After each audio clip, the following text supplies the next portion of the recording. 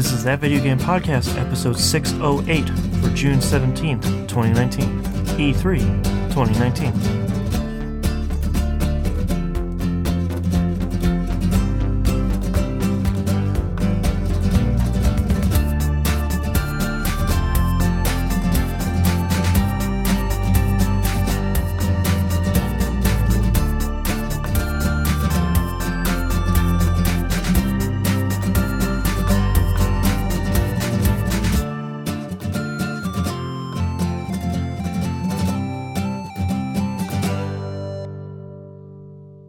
Welcome back to another episode of That Video Game Podcast. I'm your host, Boston. Joining me as always is Moonpier. Hello. And the Nimp. Hello. So, E3 2019, this is our recap episode. Know what you've been playing, no releases, no questions, nothing, just E3. To be clear, we're not going to cover every conference, because some of them were not great. I'm looking at you, AMD. And some of them were, not as interesting or as important as the others. So we'll sort of recap some of them, go over some highlights of some other ones. Apologies if we miss any games. We're gonna miss something that you really like.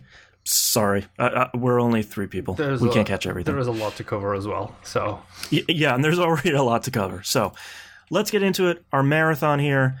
Let's start here with the first one, and that's Google. Unsurprisingly, was a Stadia stream. Yep. They just covered Stadia. They did announce Baldur's Gate 3, which is exciting in and of itself, but then they announced it's made by Larian, the team behind Divinity Original Sin, so yeah, go ahead and pre-order that, because that's probably going to be really good. Yep. They announced that the Stadia is going to support all game controllers and keyboard and mouse. And they showed like a 360 controller on Xbox One and DualShock 4 and a Switch Pro controller, and like they showed pretty much every controller out there. So that's kind of nice. I can't tell if they're going to be supporting all of those on everything, or if it's like, oh, we'll definitely support these on a Chromecast Ultra or whatever. But yeah, there's still some questions around Stadia in general. Yeah, so. they seem to have a few caveats thrown in with a lot of their stuff. Yeah. And I was curious too when they announced that how they were, because the Xbox is the only one that doesn't have Bluetooth, correct? Or did they change that? The new ones does do now. Yeah. Since the X release, all controllers with the X and afterwards all have Bluetooth. Okay. Yeah, it's like a second line. We'll talk about that during the Xbox, where they keep the same name of the controller. It's just kind of like another revision. Okay. So, they were pushing the Chromecast Ultra a lot. So again, not entirely sure if this is out already, but that seems to be the option they're really pushing for playing this stuff on a TV. Plug that guy into one of your HDMI slots, or one of your HDMI ports, and then you're off to go. They showed a lot of trailers here. We'll just kind of run down what they had. They showed a CG trailer for Ghost Recon Breakpoint, and I wrote parenthetically, "I'm a wolf." Yep. That's all I remember for the trailer. Yeah. I could not care less about Breakpoint. Also, it's got John Barenthal doing a voice in it. Yes. And I love that guy the Punisher. So much. Yeah. Was it this? No, it wasn't this one. It was the Ubisoft one that he showed up in. It's the Ubisoft one. Yep. Yeah. They showed Gylt, GYLT, which is a really cool looking sneaking horror game that I'm very interested in what that one's going to be. Yeah. It seems up my alley. I they showed very few notes for the Stadia thing. Guilt was like, looks cool. Like I was not interested for a while, and then like seeing the actual trailer, I was like, second thoughts, maybe this might be something I'm interested in, and something Boston will never play. Well, I was gonna say I had put on there that it had a weird Alan Wake feel to it. Yes, yeah, very much so. Yeah, there was something about like how they used shadows and how they used flashlights. I was sort of like, are you announcing another Alan Wake? Oh no, okay, this is a cool horror indie game. Okay. Mm-hmm. As opposed to the other indie horror. They showed off Get Packed, which I wrote down, overcooked, but you're trying to move out of your house. Mm-hmm. A moving sim. Yeah, that game looks super cool. I'm I'm hopeful that comes to a lot of stuff, because I feel like that could be successful in the way that Overcooked was, in the let's throw stuff into a truck and get the hell out of here sort of way. Yeah, I mean, it looks interesting. I've been seeing bits and pieces about that for around about a year or so now. It's like, okay, when's it coming out? Like, right. Come on. Yeah. They pushed The Division 2 fairly heavily, which was sort of surprising, but now that Division 2 Year 1 is sort of really ramping up, not that surprising, I guess. It's also a case of this is Ubisoft, and what do Ubisoft do with new consoles? Yeah. Or with new anything? They go all in 100% because they know they can get a market share. I give you Just Dance 2019 being released on the Wii as a prime example of this. Right. So pricing availability, let's get into the meat of their presentation here. Premium subscription is $10 a month. They're calling it Stadia Pro. This is the 4K HDR 60 frames per second 5.1. This is like the big one here. They announced alongside that Stadia Founders Edition, what they're calling everything you need to access Stadia. It comes with a Chromecast Ultra. It comes with some exclusive blue Stadia controller, which looks pretty cool. I'm a sucker for blue controllers. The night blue controller. Yes, night blue. It's not regular blue. It's a little bit darker. 3-month Stadia Pro, 3-month Stadia Pro pass for a friend. Claim your name early, which they are leaning on a concerningly high amount. Coming to 14 countries, and you get the complete Destiny 2 experience as part of Stadia Pro. Makes sense, because Destiny 2 is going free to play, so it makes perfect sense that round about the time this comes out will be round about the time Destiny 2 is going free to play. Right. So there you go. That feels like a marketing point that's not a marketing point, if I'm completely honest. Well, we'll talk about Destiny 2 here in our next bullet point, but that is $130. And that comes with all of that stuff. Mm-hmm. Plus you do have it, the 3-month buddy pass or whatever. Yeah, which is pretty interesting. This is really the way for you to get into Stadia early, because this is Stadia Founders Edition is going to launch in 2019, sometime in the fall. And then Stadia Base, which is their other plan, will launch early 2020. So if you really want to play Stadia, this seems to sort of be the way to jump in. The Destiny 2 trailer they showed contains everything, including the upcoming Shadowkeep expansion and the annual pass. So it seems like, the second annual pass. So it seems like it is the free-to-play stuff plus all the upcoming stuff. And those are the two Stadia subscriptions that came out. The thing they weren't super clear about is the thing that I still find really confusing, is that for Stadia Pro, you're going to be paying $10 a month, and you have to buy the games a la carte. Yep. The Stadia Base plan, I don't believe, has a per month membership fee. It does not, but you can't get your 4K HDR stuff on the base. Right. Yeah, it's like 1080p stereo sound, and you still buy games a la carte, but you don't have to pay the monthly fee. Mm-hmm. So that I think is the confusion part I had, where it's like, oh, cool. To me, it sounded like Game Pass. Yes. It sounded like I pay $10 a month and I get all these PC games streaming on my TV. Oh, that I also have to buy? That's not as great of a deal. I did like, you've actually got it written in the show notes as well, but they were like, oh yeah, you buy the games and then you keep the games forever until we close it down. Right. It's like, wink. There's always that asterisk of until we get bored of it and then we close it down. Yeah. I don't know. Like they did a very interesting presentation thing about the different speeds you'll need at the start of it, which I can't remember that guy's name, the guy who went from wherever it was to go over there and be the head of that project. The bald fella. I wish I could remember his name. God, yeah, it's on the tip of my tongue. But like they did the whole Nintendo Direct thing of here's a big white room and we're gonna do the presentation thing. It's like, okay, everyone's clearly copying Nintendo at this point.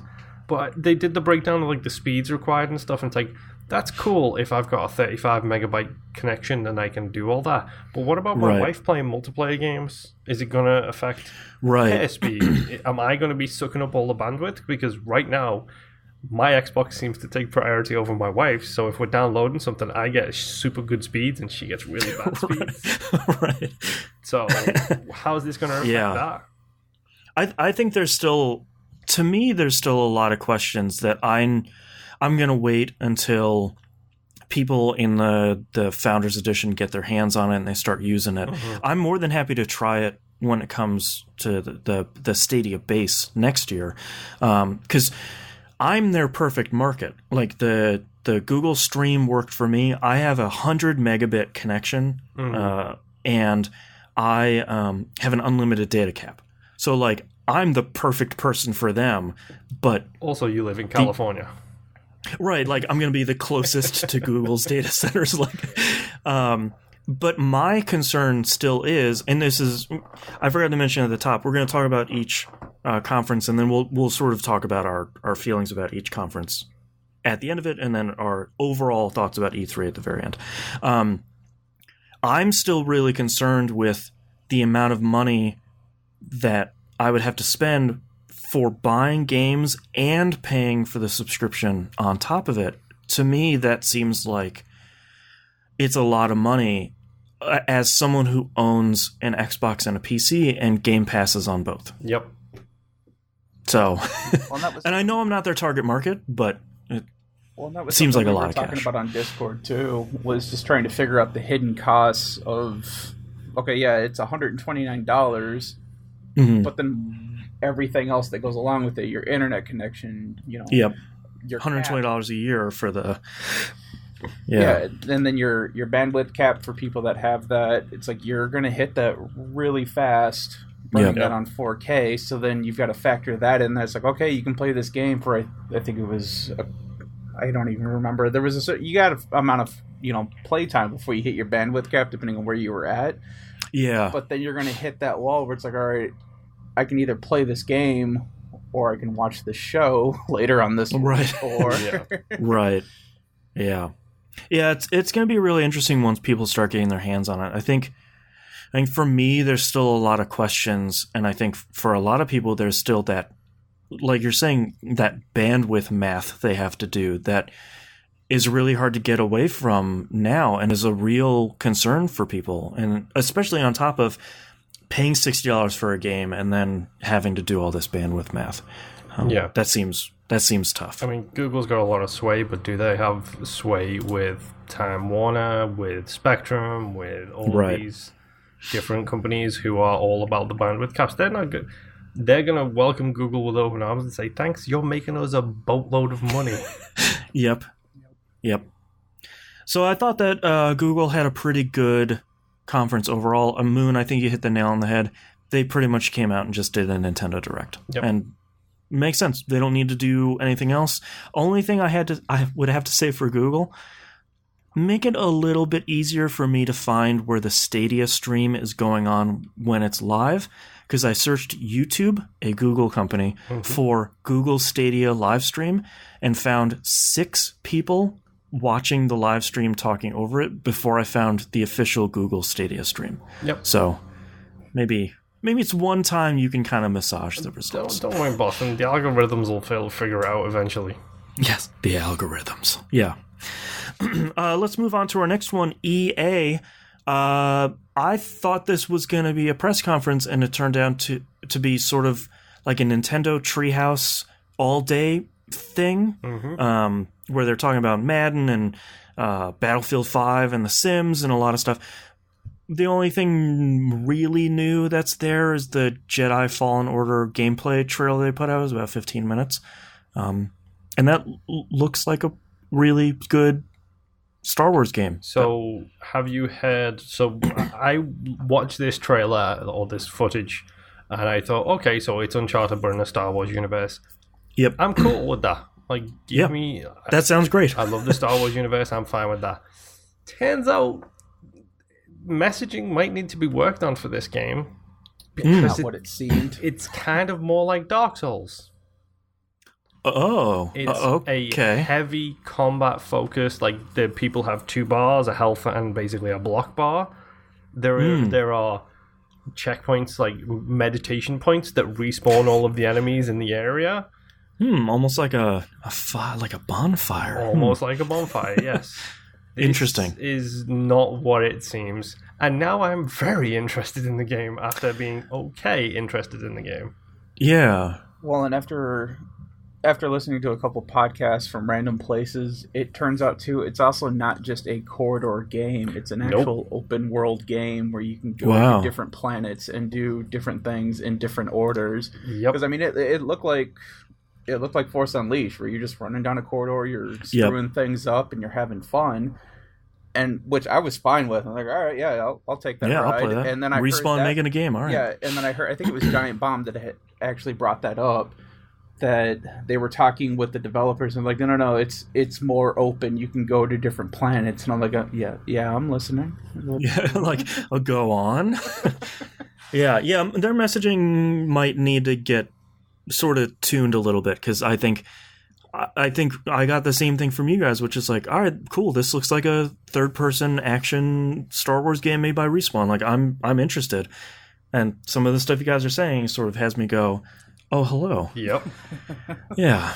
So, overall thoughts on EA? I did check out the FIFA section, and I was like, I don't care anymore. You're doing a street soccer tournament and showing me gameplay stuff, and you're just talking about the game. It's like, go away. Moving on. Go away. Yeah.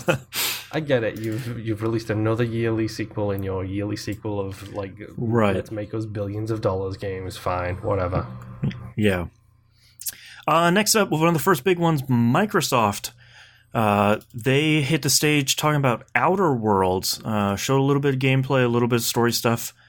That game still looks cool, and I'm a little bit clearer on what that is, but it's one of those games that I feel like I'm gonna sort of keep an eye on until reviews come out and some places I like start talking about it, because it could be really great, or it could be just a total whiff. If they can make it a good, solid, like 8 to 10 hour experience, I'm in, regardless. Yeah.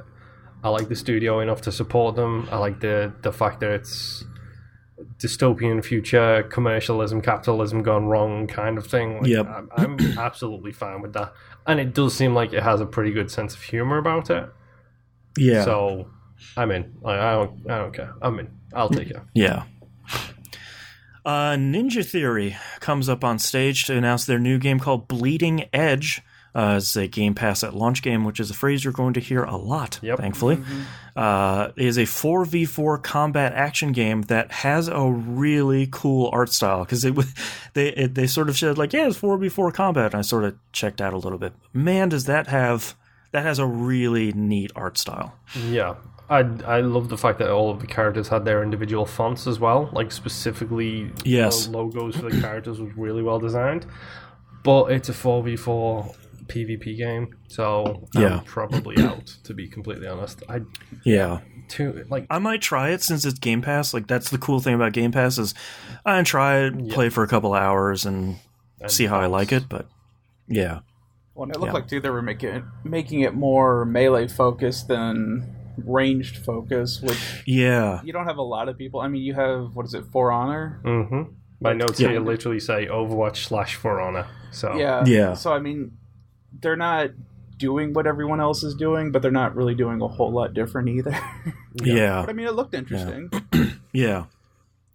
Next up was Ori and the Will of the Wisps, which is coming out February 11th, 2020, and it's Game Pass at launch, and I cannot wait. That looks so good. The past couple of times this has been shown at E3, I was, okay, that looks cool. And then we played Ori for Game Pass, or for Game Club. Now I'm excited. Yeah. I even if they come out with another one of those, I will be really happy. Yeah. Because it was just a really good Metroidvania. Mm-hmm. Oh, it's so good. Next up was Minecraft Dungeons, a brand new game from the creators of Minecraft. So Mojang looks like they're making this one. Game Pass at launch, spring 2020. This looks like a third-person Minecraft dungeon crawler hack and slash thing that looks pretty cool, actually. Yeah, it was weird at first. When I first saw it, it was very weird. But then I realized that the Minecraft art style literally works with any gameplay, any game, They did a Telltale game based in the Minecraft universe, and it worked. Right. Why not do a Diablo game in the Minecraft universe and see how that works? Yeah. It's kind of a cool mashup, and I think you're right. I think stylistically it works. I'm just hoping it plays pretty well. But they're not. Mojang isn't really putting out any bad games, so I have some faith in them. True. They showed a little bit of gameplay of Star Wars Jedi Fallen Order, mostly just snippets of the 15-minute thing from EA. They showed that dude from Rogue One is in the game. Yep. So wish I could remember his name. Yeah, I always want to call him like Assetto Corsa, but that's the racing game. Yes, that's the sim racing game. Do me a favor, though, Boston. Just read what you put about Spency's speech here. Parenthetically, they wrote Spencer on stage, marketing stuff, many much buzzwords. Yep. So Spency's got to come out on stage, and he's got to sell the Xbox. I wrote good talk. Yeah, good talk, Spency. See you later. They showed a confusing, spooky, scary trailer that I wasn't sure what it was, and then at the end, the friggin' Blair Witch logo came out. And, they're putting out a Blair Witch game. And it looks really cool. It looks really cool. Some of the stuff they do in that trailer, again, like we talked about earlier, reminded me of a little bit of Alan Wake, where it's sort of the end of that trailer where you're watching your character and the text of like, let's go find those kids, that's repeating. Sort of like, all right, yeah, this could be something pretty cool. And do you want to say the magic phrase? Game Pass at launch. There we go. There it is. August 30th, 2019. So it's right around the corner. 100% in on this. Yeah. Like this, the trailer looked cool, and then it just kept looking cooler and cooler, and then it was like, oh, it's a Blair Witch game. I was like, okay, I'm in. Sold. I'll take 2. It's going to cost me a download. That's it. Yeah. Next up was Cyberpunk 2077. They showed off an extended CG trailer, which will be another theme of E3 2019. And then they showed off a quick CG trailer of just, hey, this guy's going to come help you. Whoops, it's Keanu Reeves. And then, whoops, Keanu Reeves comes out on stage. Yep. Is it me, or does he seem like the chillest dude on the face of the planet? Yeah, like, he seems like a really cool dude, and then I wrote on my notes, he chews through the sales pitch, and it's incredible. Like, he chewed the scenery through that sales pitch, pointing at the screen, and then just got the hell out of there. Well, it's funny because he was trying to be nice to everybody yelling out to him, and eventually he's like, all right, guys, come on, I gotta sell this game to you guys. Yeah, like, I gotta do this thing, come on. Is that someone yelled something like, you're amazing, or you're adorable, and he was like, so are you. Yeah, he points that back at him. Yeah. That's coming out April 16th, 2020. This is the first time we've really gotten a release date for this, and we still don't have gameplay of it. I think the motorbike section in the quick clips afterwards looked like it was gameplay. Yeah, there's a couple of gameplay like snippets there where it's like, I'm running down a hallway, I shot a gun, I'm on a bike. But it's like, he's got a laser whip attached to his arm, and he's whipping people. I really want to see an extended, like, I want to see one mission. Like, I want to see gameplay of like a 30-minute snippet of, I've picked up the mission, I'm going through the whole thing all the way to the end. I'm assuming we'll see that by the time the game comes out, but it's coming, and we still have a lot of CG trailers. So yep. One game I'm really interested in that they showed off next called Spiritfarer, Game Pass at launch. This was that cool cartoon adventure building game where you have that ship and you're sort of adding on top of the ship and then going off to do adventures. Yes. Yeah. It looks really interesting. Yeah, that looks like a game that is 100% in my wheelhouse. Yeah, I wrote down Minecraft Boathouse. It doesn't look like Minecraft, but it just has a lot of the building gathering element. Yeah. Yeah. And it looked fairly interesting. Yeah. That looks like one of those games where it could be like a Game of the Year sleeper hit, because it looks like it's doing something different and cool. Mm-hmm. They showed off Battletoads Game Pass at launch. 3-player couch co-op. Yeah. And it largely looks like they just made a new Battletoads game. Yep. I like the art style. It's got a cool art style. I don't care about playing this thing at all. You don't think you and your wife are going to try it out, co-op? We might, but it's a beat-em-up game, and this is also Battletoads, so you know they're going to put a ridiculously difficult couple of levels in there just to prove it was in the trailer. Mm-hmm. the third person down the hallway racing sequence. Yes. Yeah. I think this is a really great Game Pass game because I feel like it's one of those games like Castle Crashers where it's like, all right, cool. Like, we're sort of bored on a Saturday. Like, what are we going to do? Everybody download Battletoads. We're just going to try it out. We'll play it for an hour. And if that's all we play it, then that's fine. Sorry, I have to ban someone from Mixer here real quick. I was waiting for that. Yeah, you're gonna get a ban. Don't ask people for nudes on the internet. Yep. People. That's just like an overall rule. That's what email's for. That's right. All right, what we talked about Battletoads. Next game was RPG Time: The Legend of Wright. I don't know how this game is going to play, but it basically looked like a kid was sketching an RPG in his notebook, and you're kind of playing it using a bunch of different mechanics while having a diorama made out of cardboard around it. Yep. Yeah, it looked really cool. It's a really cool idea, and I'm that's one game I'm gonna keep an eye on because that seems like such a cool idea, and I'm hoping it. I don't think they gave a release date, but that seems like a really cool game. I liked on the top left too. It looked like it had it framed a little bit when you're looking at the notepad when things are moving around the diorama. And up in the top left, they have a little like cutout picture of your hero and your level, your experience, your money, your health. I was like, oh, that looks really cool. Yeah, that's a cool game. Like that's one of those games you look at and you're like, all right, I haven't seen something that looks like this before. Like that's at the very least that's really cool. They showed an indie game sizzle reel, their ID at Xbox sizzle reel. They showed off a ton of games. I didn't list all of them, to be honest. Mostly they're games we've seen before, or they're games that have been on PC and they've been a hit, so they're coming to Xbox One. The trailer seemed to suggest all of those games were going to be Game Pass at launch, but I can't say that for sure. But it seems like everything they talked about is coming Game Pass at launch. Yeah. So, yeah. So Sarah Bond, head of Xbox partnerships, comes out and then says all those indie games will premiere on Game Pass. Good.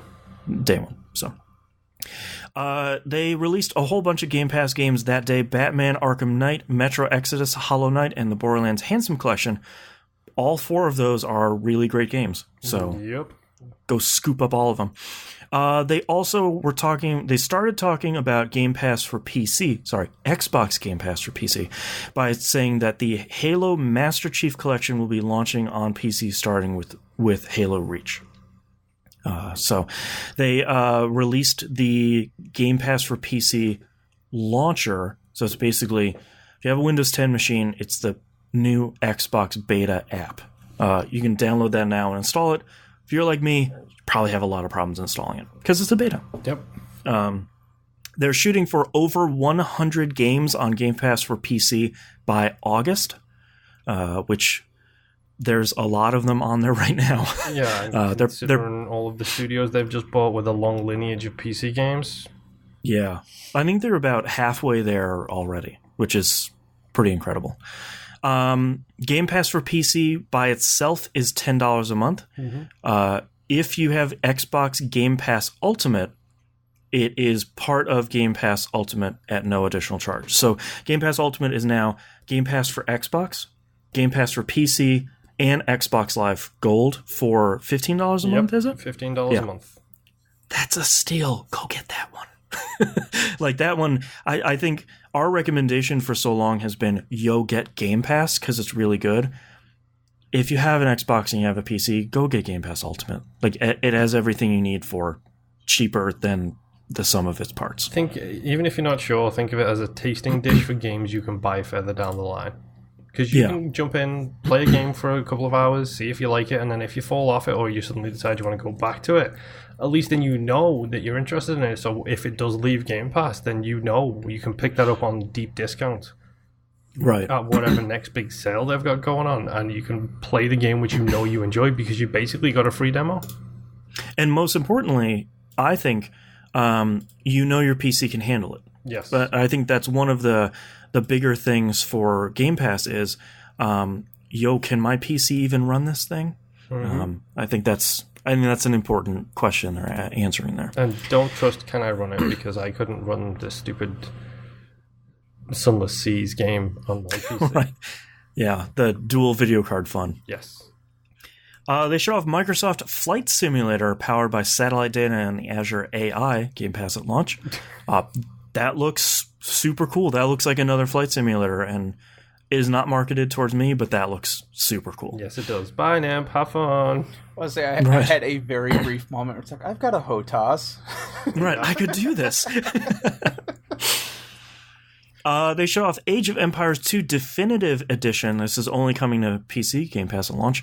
They've remastered Age of Empires 2 in 4K and added a whole new campaign on the end of it. Remastered.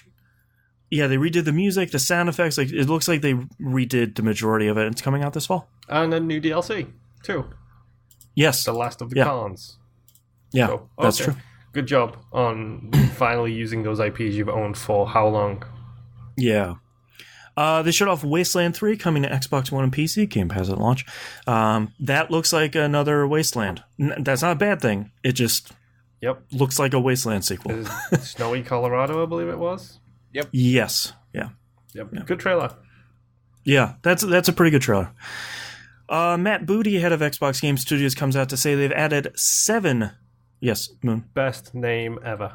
Yes, Matt Booty. Matt Booty and Doug Bowser are fighting for 2019's E3 best names. Yes.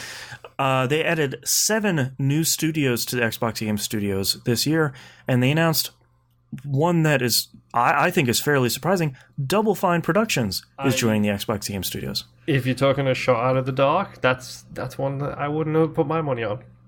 Yeah, I wrote down from canceling the first Psychonauts and almost killing Double Fine to buying Double Fine to put out Psychonauts 2. It's kind of a big swing. Yeah. I did love Tim's joke, though, like when he came on the stage and he was like, I'm ready to be... we're ready to make Halo stuff, Forza stuff, Excel stuff, whatever you need. Yeah, it's really good. I think it shows that he's got a sense of humor. Mr. Booty has a sense of humor. But also, I think Tim Schafer being willing to do that is also an indication of the game has changed when it comes to certain developers. Like, it's the EA for the fans period back in the late 2000s with Dead Space, Mirror's Edge, and all those games coming out. Everybody was like, EA is great. Look at all these games. Right. And now EA are back down the pooper. Whereas it feels like this is, Microsoft has turned the corner. It's not, let's watch TV on our Xboxes. It's, let's make some really good video games and to hell with it. Did you see the Double Fine mini documentary about the purchase? I did not. It was like 45 seconds, and it was just Tim Schafer really seriously sitting there and saying, Microsoft approached me and talked about purchasing the studio, and I thought about it for a while, and they handed me a giant check, and I went, okay. And that was the end of the trailer. That's really good. So, Tim Schafer's really great. They did show off a Psychonauts 2 trailer. Game Pass at launch. Doesn't seem to be a release date, but whatever, I will play Psychonauts 2 because the first one is incredible. I've never played the first one. I have zero nostalgia for this, so I have zero excitement for the second one. I bet the first one still holds up. I own First one is really good. I just haven't played it. Yeah. They showed off Lego Star Wars The Skywalker Saga. Coming 2020, they say all 9 films, 1 new game. From what I'm reading from some stuff on the show floor, 1 new game doesn't just mean we smushed all the Lego games together. They are making a genuinely brand new game with all 9 films. They did the same thing with the Indiana Jones movies. They did Indiana Jones 1, 2, and 3. Then they did Indiana Jones The Movies Collection, which was a brand new game with pretty much similar levels on from the first one, and 4 thrown in as well, just for fun. Yeah. I really like the Lego Star Wars games, so this could be... TFA wasn't great, though. TFA was fine. Yeah, like, it was... You played that, and it was okay. I feel like this could be pretty good, and I'm more than happy to play a Lego game. Yeah. So... I'll say it looked like, too, they went back to not having voices, because I noticed with the new stuff for Force Awakens that no one was really talking. They were going back to just kind of miming things, which is fine. Yeah. But as long as I don't know if they were just showing that from...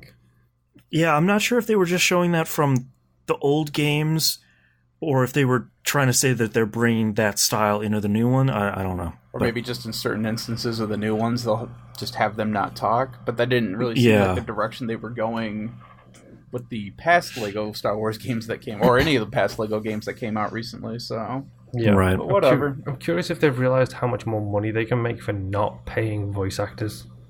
Not paying the licensing fees for all that stuff. Yeah.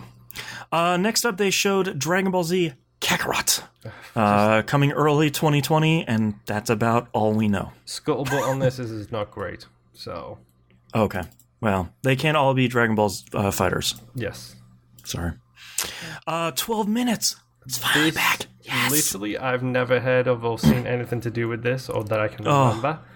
Yeah. I saw this trailer, and my wife is on a very, very, very strict E3 no kind of... You didn't say the magic word, no. Like, she wants nothing to do with E3. I told her about this game because this feels like a game for my wife. Yeah. They've been working on this for a couple of years, and it disappeared for probably about 2 years, and I have been waiting for this to come back, and boy, it came back real strong with that trailer. It's a little bit different than it was before, but I really need to play this game. Their tagline on the trailer was an interactive thriller about a man trapped in a time loop. It looks cool. It looks really great. What they've done to it looks super. Is the trailer sold me the same way it sold me originally, where the guy is like, look, we've been through this before. This guy's going to be here in about 90 seconds. You need to listen to me and you need to help me because otherwise he's going to come in the house and hurt us. And it's just like, what? Yep. What's been happening? Oh, I need to play this so bad. Way to the Woods, Game Pass at launch, coming 2020. This is the game with the two deer. Looks really cool. Yeah, I want to play this. This is another indie game that looks like a game made for me. And you get to play a deer and smash a vending machine, which is great. Play some anarchist deer. It reminds me a bit of Tokyo Jungle. That's what I thought they were announcing when they first showed it. I'm like, boy, did Microsoft get like the sequel to Tokyo Jungle? This would be crazy. Yep, the best roguelike I've never played, apparently, Tokyo Jungle. Yeah, I was meant to play it, but you can play as an attack Pomeranian. Mm-hmm. Yeah. They showed off Gears 5, Game Pass at launch. They showed that Crazy Faces CG segment at the beginning. I'm sorry, but this tells you everything you need to know about the direction Gears has gone, because this was a character trailer taken seriously for a Gears game, and it made perfect sense. Yep. And seeing her hold that medallion at the end was sort of like, oh, right. Gears 4 was awesome and ended on a crazy cliffhanger. It was. And I also like the fact that it's just called Gears now. Yeah. It's not Gears of War. Yep, just Gears 5. Yep. That is coming out September 10th, 2019, which is way sooner than I remembered. Oh boy. July, they have a multiplayer tech test out. They're going to do a horde mode test on August 19th. Some of this... I had a hard time following this section of the press conference because a lot of it was flames on the stage. We're swooshing through the stage. Mm-hmm. They're talking about something they're changing in horde mode that they're going to be showing off on August, but I don't understand. It's the new escape mode. They also mentioned horde mode separately. Really? Yeah. They're saying, like, we've changed horde mode a little bit.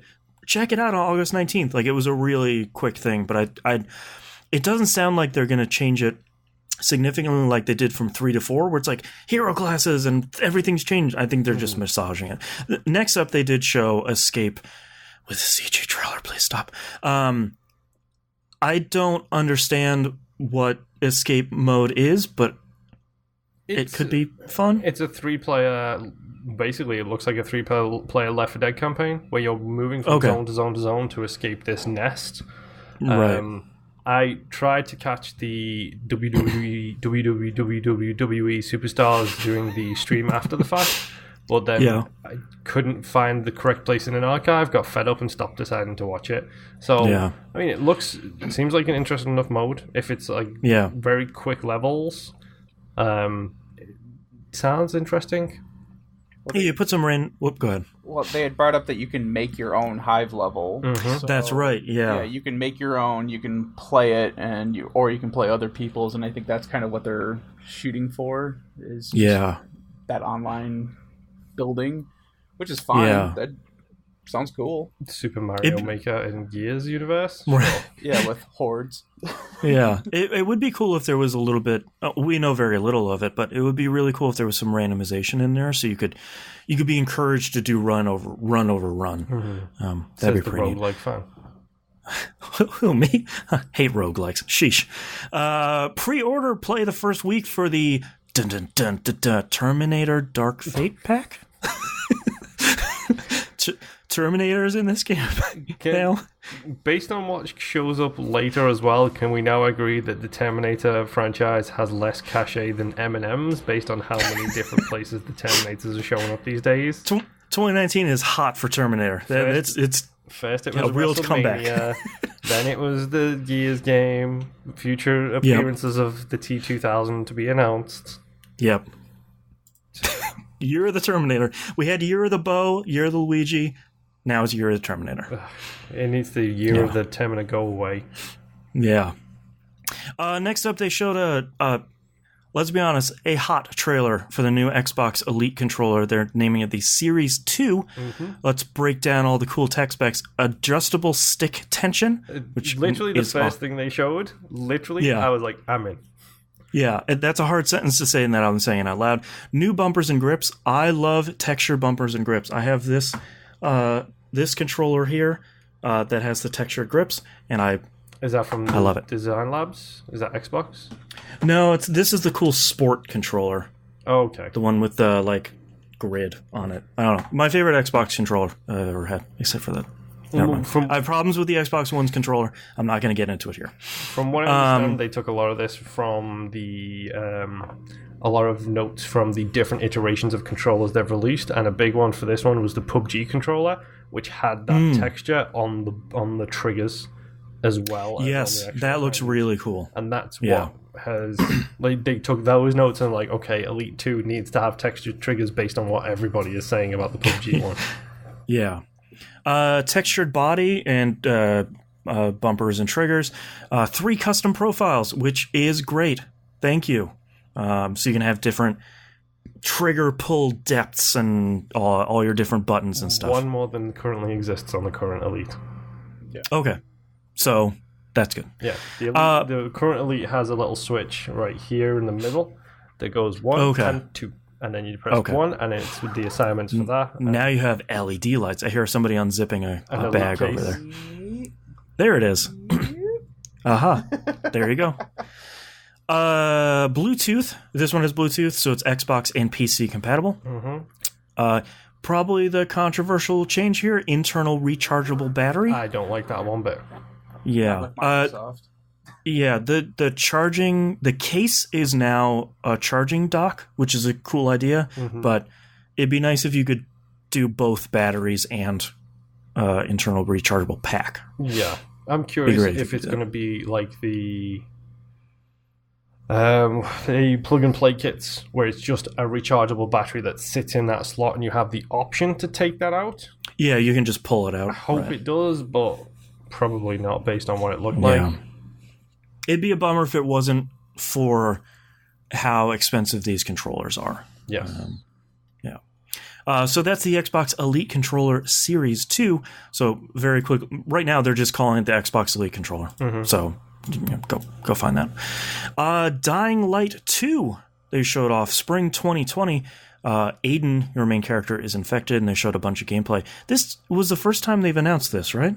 No, Dying Light 2 got shown last year. Okay. Last year did the story thing of do you give the well to these people and then they can run the water economy, or do you free it up for everybody to use and then the area can thrive, but then you don't get special deals?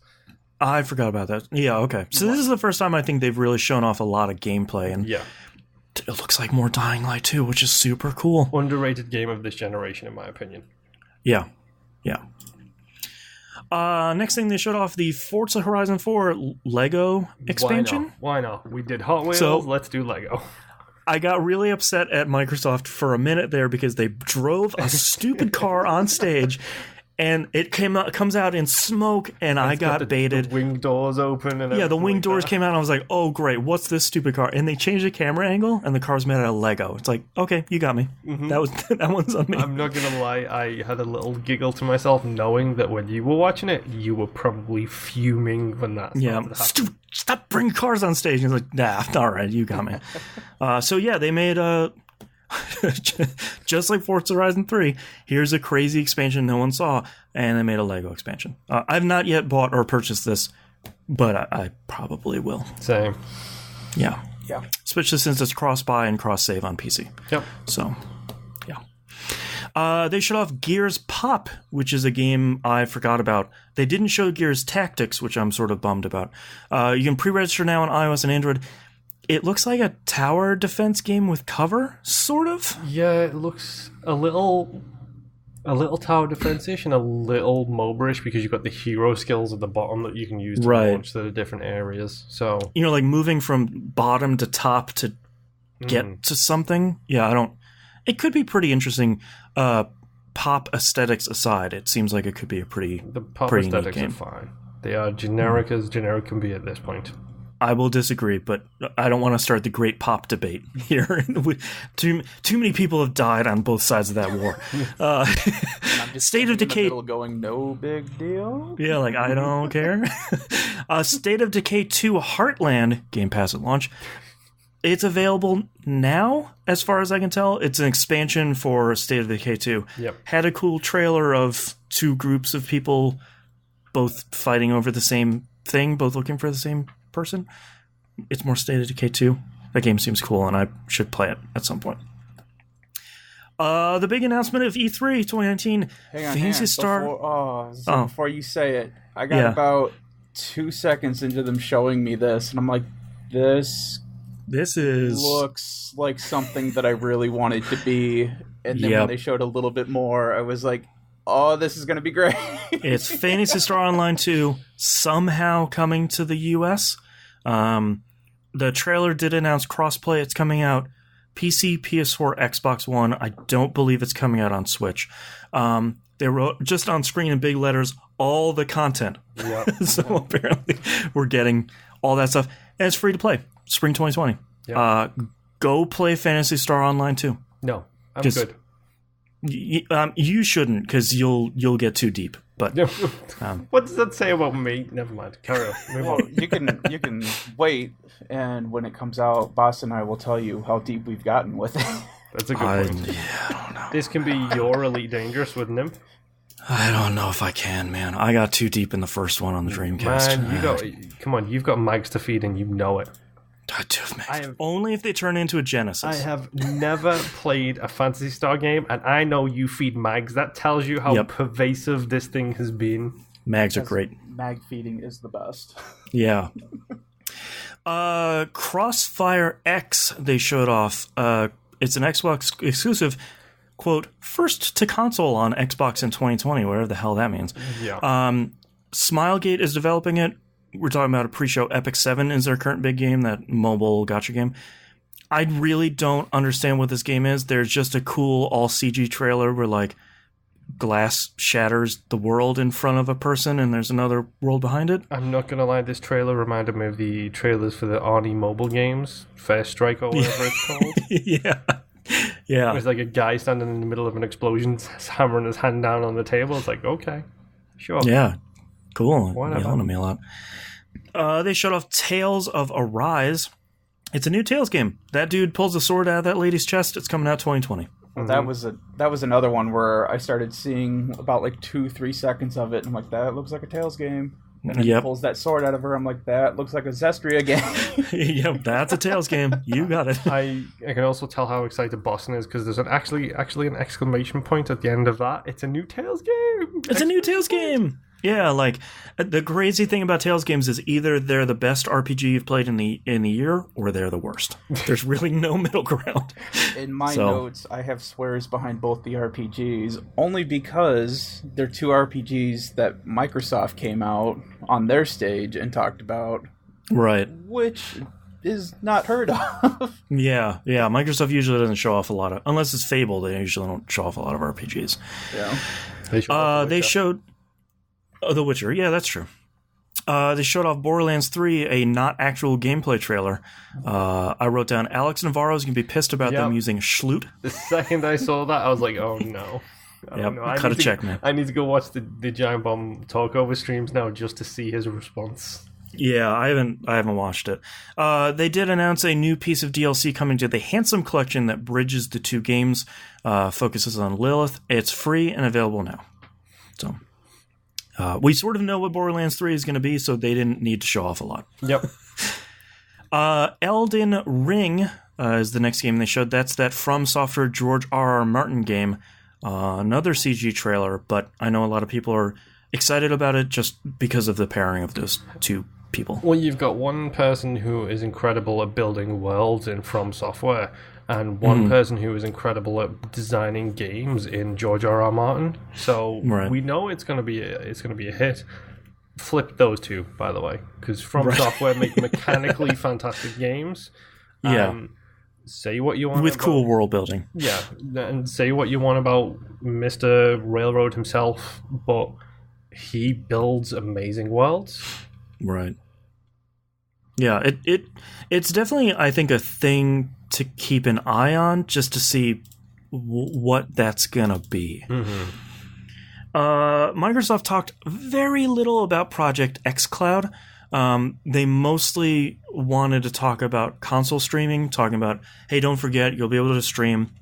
You can also turn your console into an xCloud streaming server, so you can stream. It's basically the PS Vita remote play. Yeah, that's what they're doing. So you can, an xCloud streaming server is just remote play onto a bunch of other devices, which is great. Yep. If you can put that app on the Switch, very much like I've wanted Sony to put a PS4 remote play app on the Switch, that would make me a very happy man. Now I can Elite Dangerous in bed. Which is God. Probably a very bad idea. I never have to stop playing. Oh, no. Two more things here. God, this is a long conference. They talked a lot about Project Scarlet. They led off by saying the console is vital and central to our experience. So they're very much saying, we still want to put a box in your house. If you want to play xCloud, you want to do all this other stuff, you want to do game streaming, whatever that's going to turn into, cool, you can do that, but we still want to make a powerful console. They've very much leaned on, hey, remember that team that made the Elite controller on the Xbox One X and all that stuff? They're making Scarlet. They were pushing really hard, talking about playing games across platforms.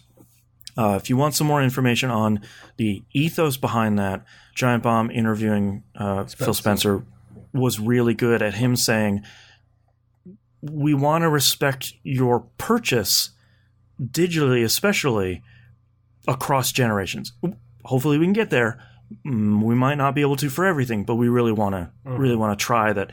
Instead of firing up the next Xbox console and sort of putting two games next to it and saying, here are my new games, you now have 100 that you've purchased on the Xbox One. Bring it over to Scarlet. Yeah, I mean, in my case, let's say I upgrade to the new Xbox. If I can unplug my hard drive, take out my X, put the new one in there, plug that hard drive in, and then have 500 games sitting there that'd be a dream to play. Yeah, that'd be great. They talked. It was that simple. Yes. Yeah. I mean, they've have definitely been. Look at the Xbox to X transfer was. The transferring between two Xbox consoles in the same house, like that's unprecedented. It was super easy. It's just like, hey, here's my new one, and it just said, oh, we're gonna do our magic. Go make a sandwich. They talked about their AMD processor partnership. They're saying it's 4 times more powerful than the Xbox One X, capable of 8K, capable of ray tracing up to 120 frames per second. A lot of other tech buzzwords that you want to hear in that stuff. They, like Sony, are very much pushing an SSD. They are also pushing the SSD as being capable of being used as virtual RAM. Mm-hmm. So they're saying they're getting 40 times the performance of the current gen, which is a lot of the stuff we're also seeing out of the PS5 from some of their early demos. So, I mean, it's 2019. It's going to come with an SSD. Yep. It's probably going to come with an SSD on the motherboard just to keep it as fast as humanly possible. So yeah, which means it's going to be stupid expensive. I feel like Microsoft SSDs are still stupid expensive. Yeah, but I feel like Microsoft is more than happy to eat the cost. Yeah, to dump money and eat the cost to beat Sony. Yeah, truthfully, I give you the Kinect. Which, even though when the one first came out, it was more expensive than the PlayStation 4. It was still eating a hell of a cost when that thing got launched because of the Kinect. And I have no doubt in my mind that the X was definitely eating a cost at first as well. Oh, 100%, yeah.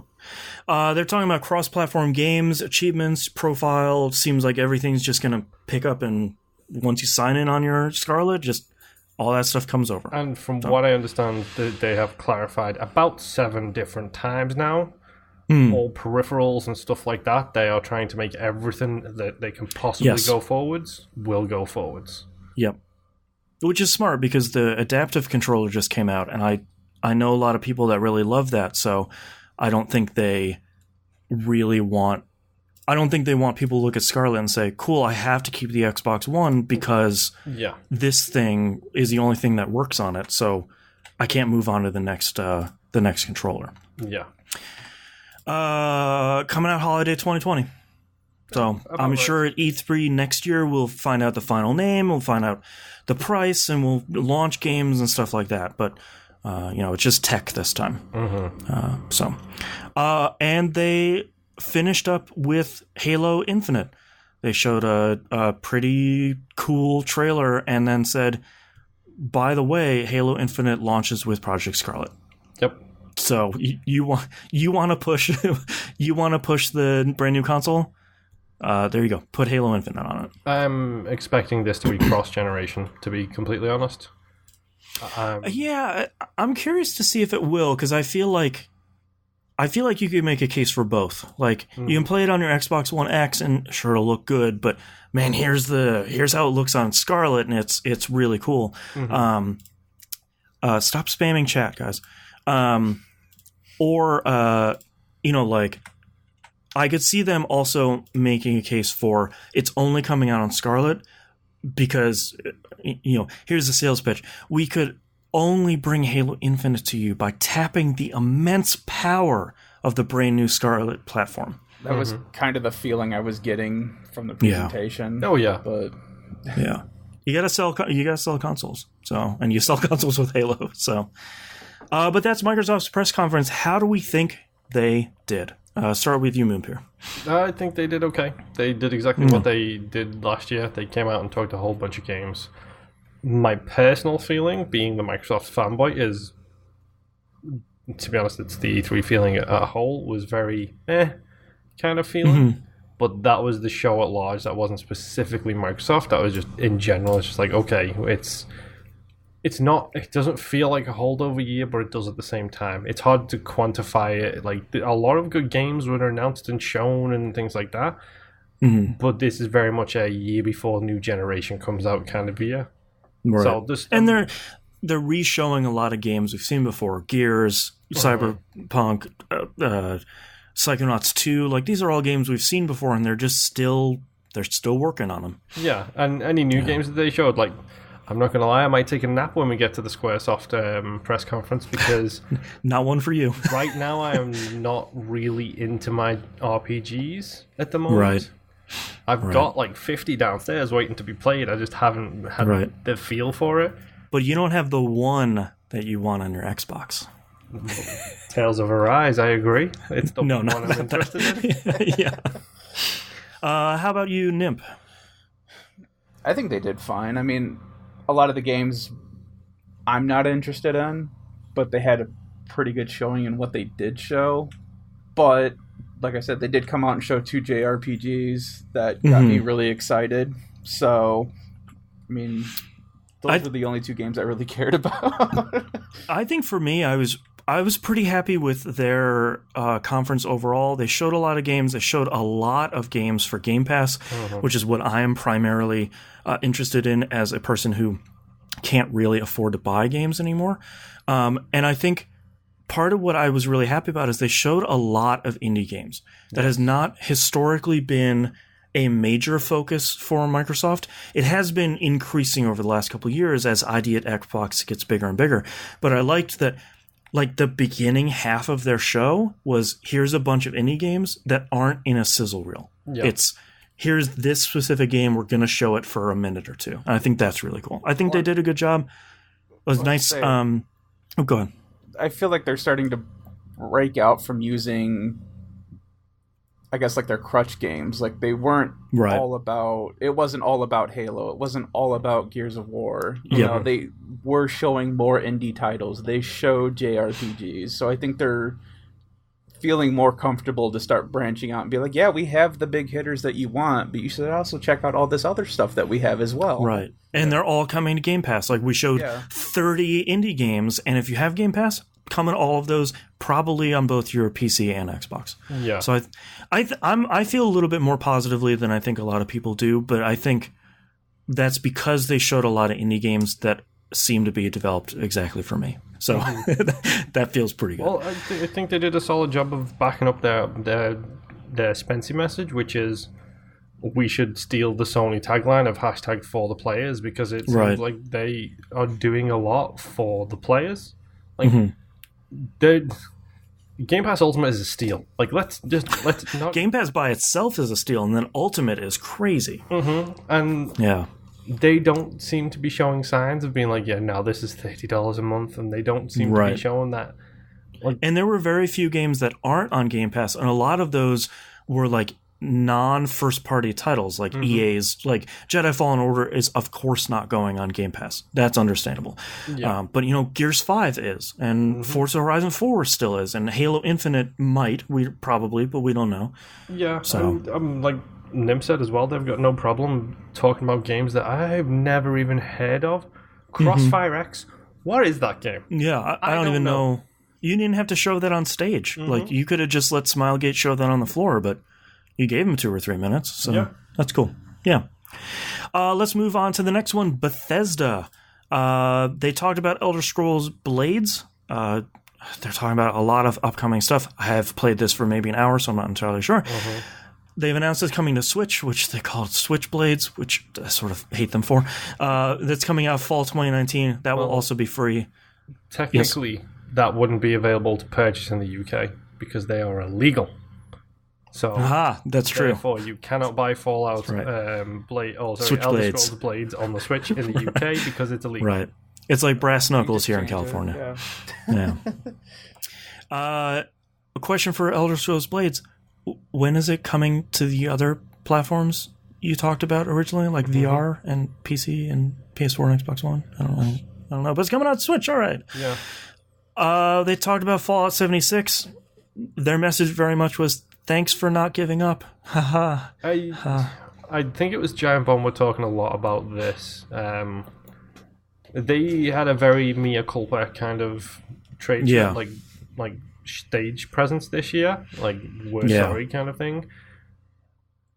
But they do need to come out and say stop harassing video game developers, because if there's one company who's going to come out on stage and say, yo, don't send death threats to people because you didn't like something, it's Bethesda. They have a very succinct F the Nazis message for the past 2 years. Yes. If any company is going to come out and say stop sending death threats to developers over a video game, you tools, Bethesda should have done it. They're the company that's got the stones to do it, and they should have done it. Yeah. They showed off their new expansion, Wastelanders, coming out fall 2019. The big selling point is human NPCs and dialogue trees. It will be free, and actually there was a free trial week that was running that will be over by the time you hear this. They also announced their new game mode, Nuclear Winter. I wrote down it's an effing battle royale. Yep. It's a 52-player battle royale. So is there 52 players still playing that game? I guess we'll find out. I think it's out right now. But yeah, Fallout 76 is not for us. Hey. Fallout 76 is 100% for me. Not right now, though. Yeah. Maybe it'll be better once you get around to it. Private service, please. Thank you. Yeah. I think they're still working on it, so we'll see. Next up, Shinji Mikami came on stage, which is kind of crazy, showing off Ghostwire Tokyo, and alongside one of the three strongest pillars of E3 this year was Akumi Nakamura. She worked as the art director on Okami, Bayonetta, and Evil Within. She is directing this game. It's spooky. This game looks cool as hell. I don't know what it's about. Game looks cool. This is the type of thing I love at E3. It's a new face introduced by a veteran who, from what I understand, she's basically been his protege for the past 10 years or something. Yeah. They've been working together for a long time. And who is very clearly nervous, doesn't speak good English, but straight up comes up and says, my English isn't good, but I'm going to do my best to do this in English. And she did great. Yes, she did. And she's like, oh, there's so many people. It's like, that's a fresh developer. That's how you can tell. That's what I like seeing is someone having a good time up there. Yeah, and good on Shinji for actually coming out and being like, I've got kind of a cult of personality thing going on. Let's bring some attention to the next generation. Yep. Not like a certain CEO of a different company who's throwing hissy fits on Twitter whenever somebody badmouths him. Cough, cough. Yeah, so I don't know much about this game. I don't think they even set a launch window or whatever. Nope. I think this game looks dope. Yeah. So I'm going to be keeping a close eye on this. They talked a lot about Elder Scrolls Online. I imagine this is what it's like when I talk about Destiny 2. 100%. Sorry, everyone. There's something cool about dragons. There's a Khajiit, and okay, I would love to play an Elder Scrolls game as a Khajiit if they look exactly like they do in the trailer. Like, I want to play an actual standing up sword fighting panther. I don't want to play how they look in the games. How about we make an Assassin's Creed based in the Elder Scrolls universe? I just peed myself. Like with the cloak. They call them the Black Hand. Yeah. There we go. That's so good. The Black Paw. Yep. Yeah. I actually thought it was kind of funny though, because the whole trailer is just about them fighting this dragon, and then you get this tiny little Khajiit that's fighting the dragon, and it gets in a literal hissing contest with the dragon mid-battle. So and I'm like, all right, good. That's funny. Yeah. They came out on stage to talk about Commander Keen, one of my favorite platformers of the 80s. It's a mobile game. Yep, there we go. Damn it. You could have come out with something cool. This game might still be cool.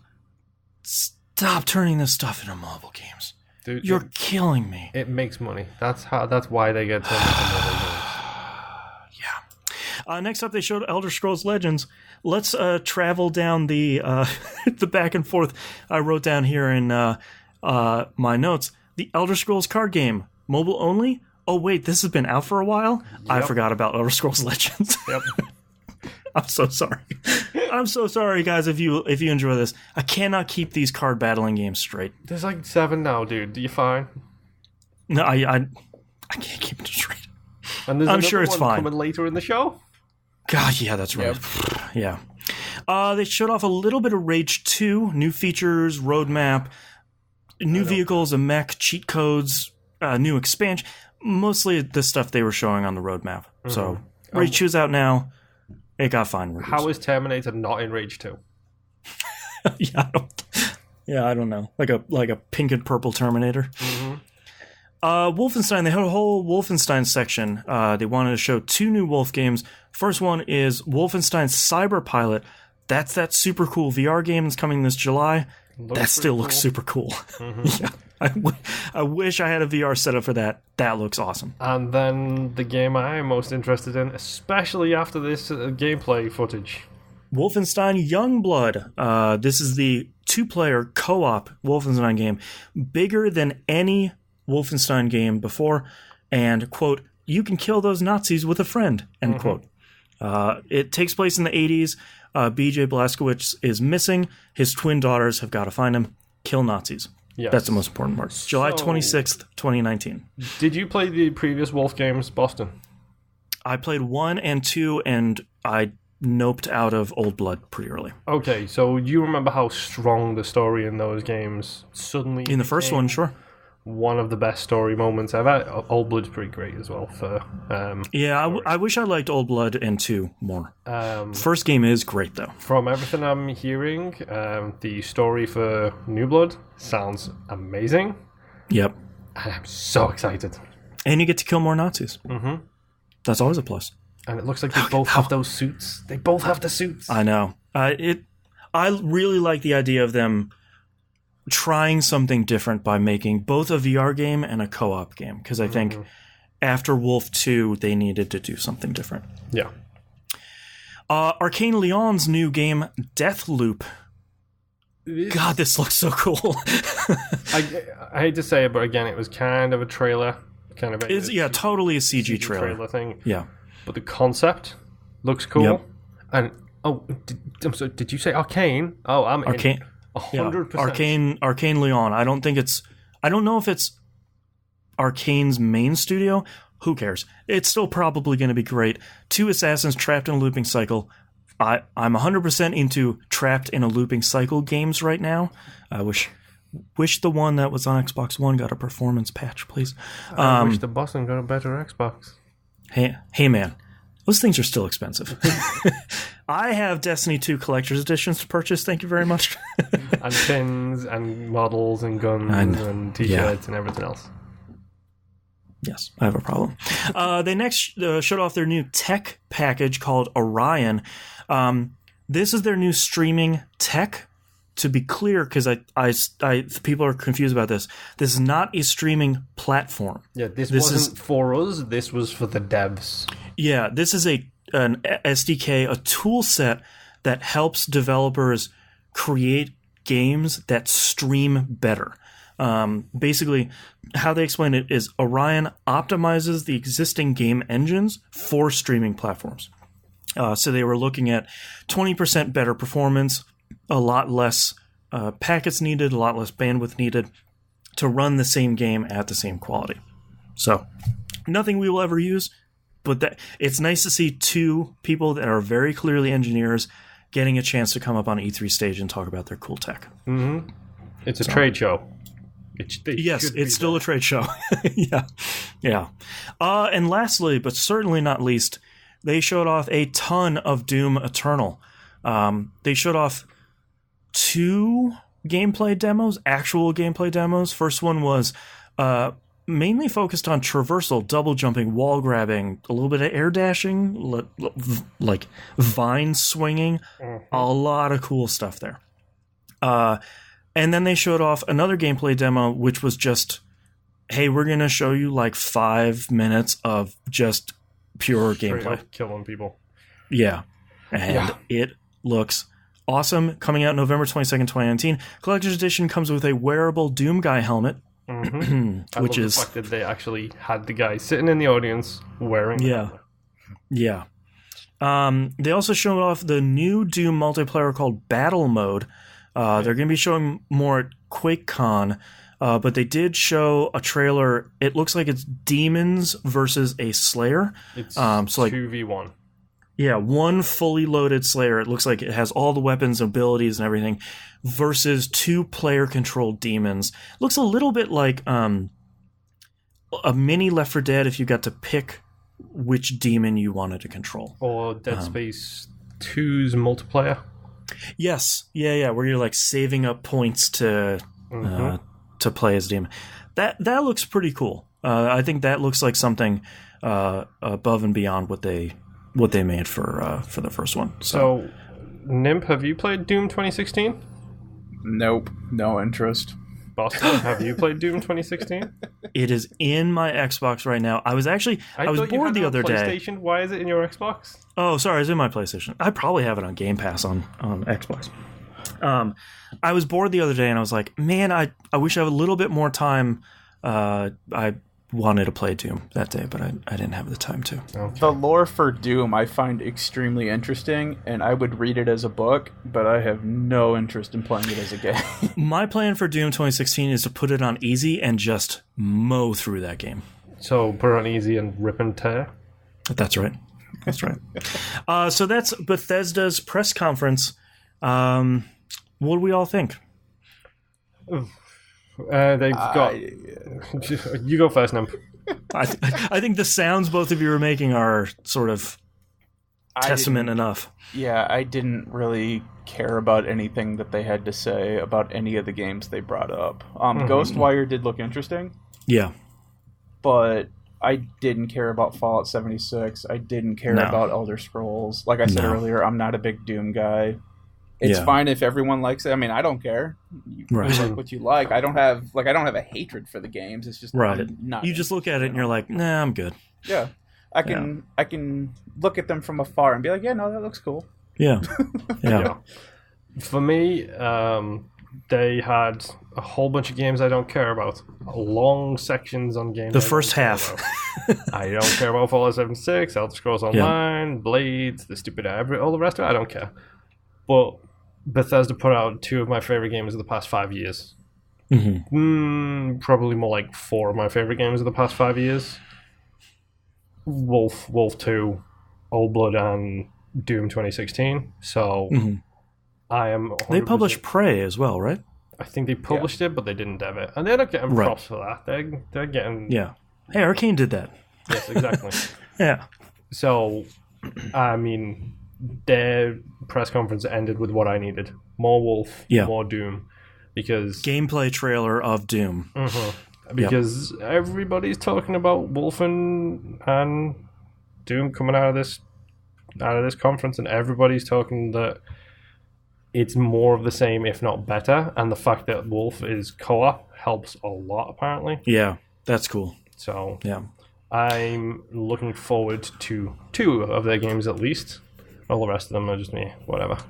Yeah, I'm excited about Ghostwire Tokyo. At the very least, like we were talking about before, it's different. I'm excited to see them publish a very clearly Japanese-developed game. I'm interested in Wolf Youngblood. I want to see if it fixes a lot of the mistakes of Wolf 2, and I really want to play Deathloop. To me, it's a lot like Control, where I watch a CG trailer and I was like, cool, I get the aesthetic and I get what you're going for. I want to play it.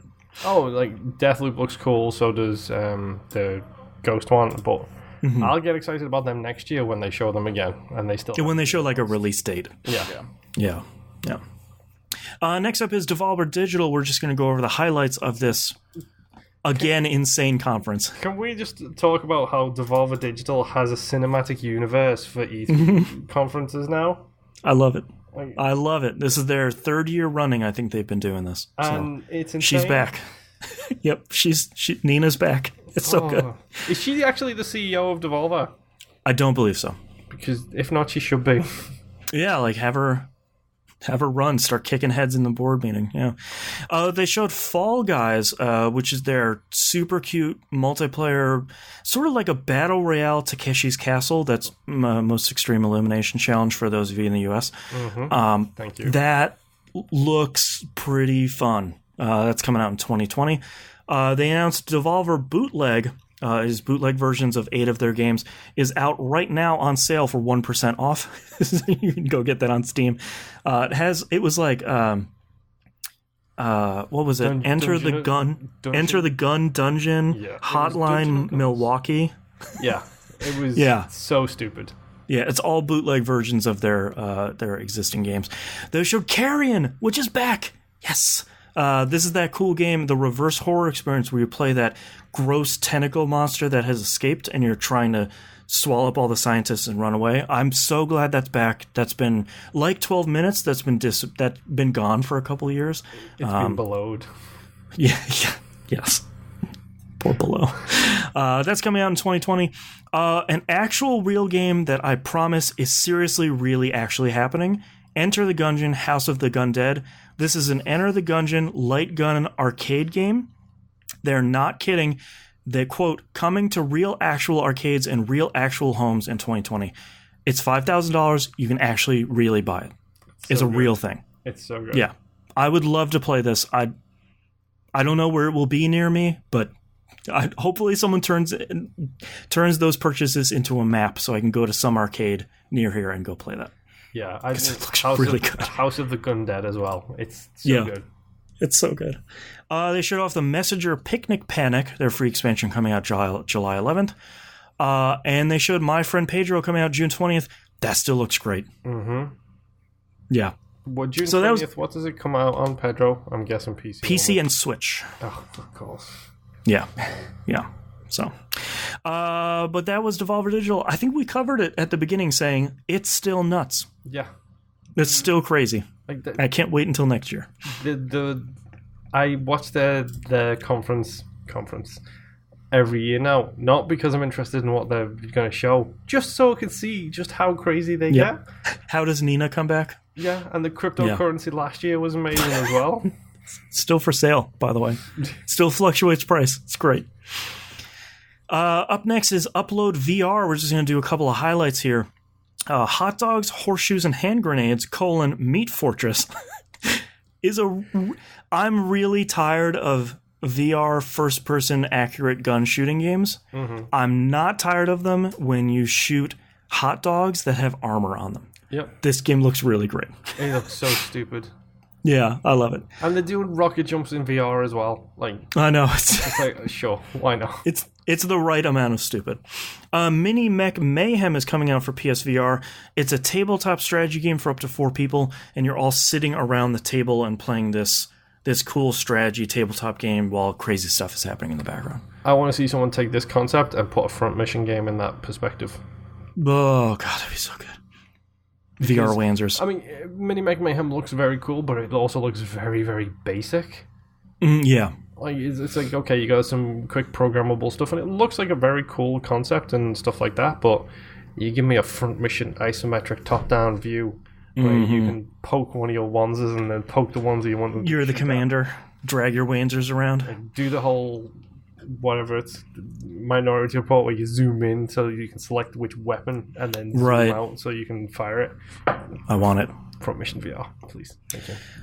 And lastly, Garden of the Sea, quote, available in way too early access, end quote. I think is notable because it's a really super cute game, and that's not typically what we see in VR. No. It made me think of Slime Rancher, like a VR version of Slime Rancher. Yep, 100%. I think that's really cool.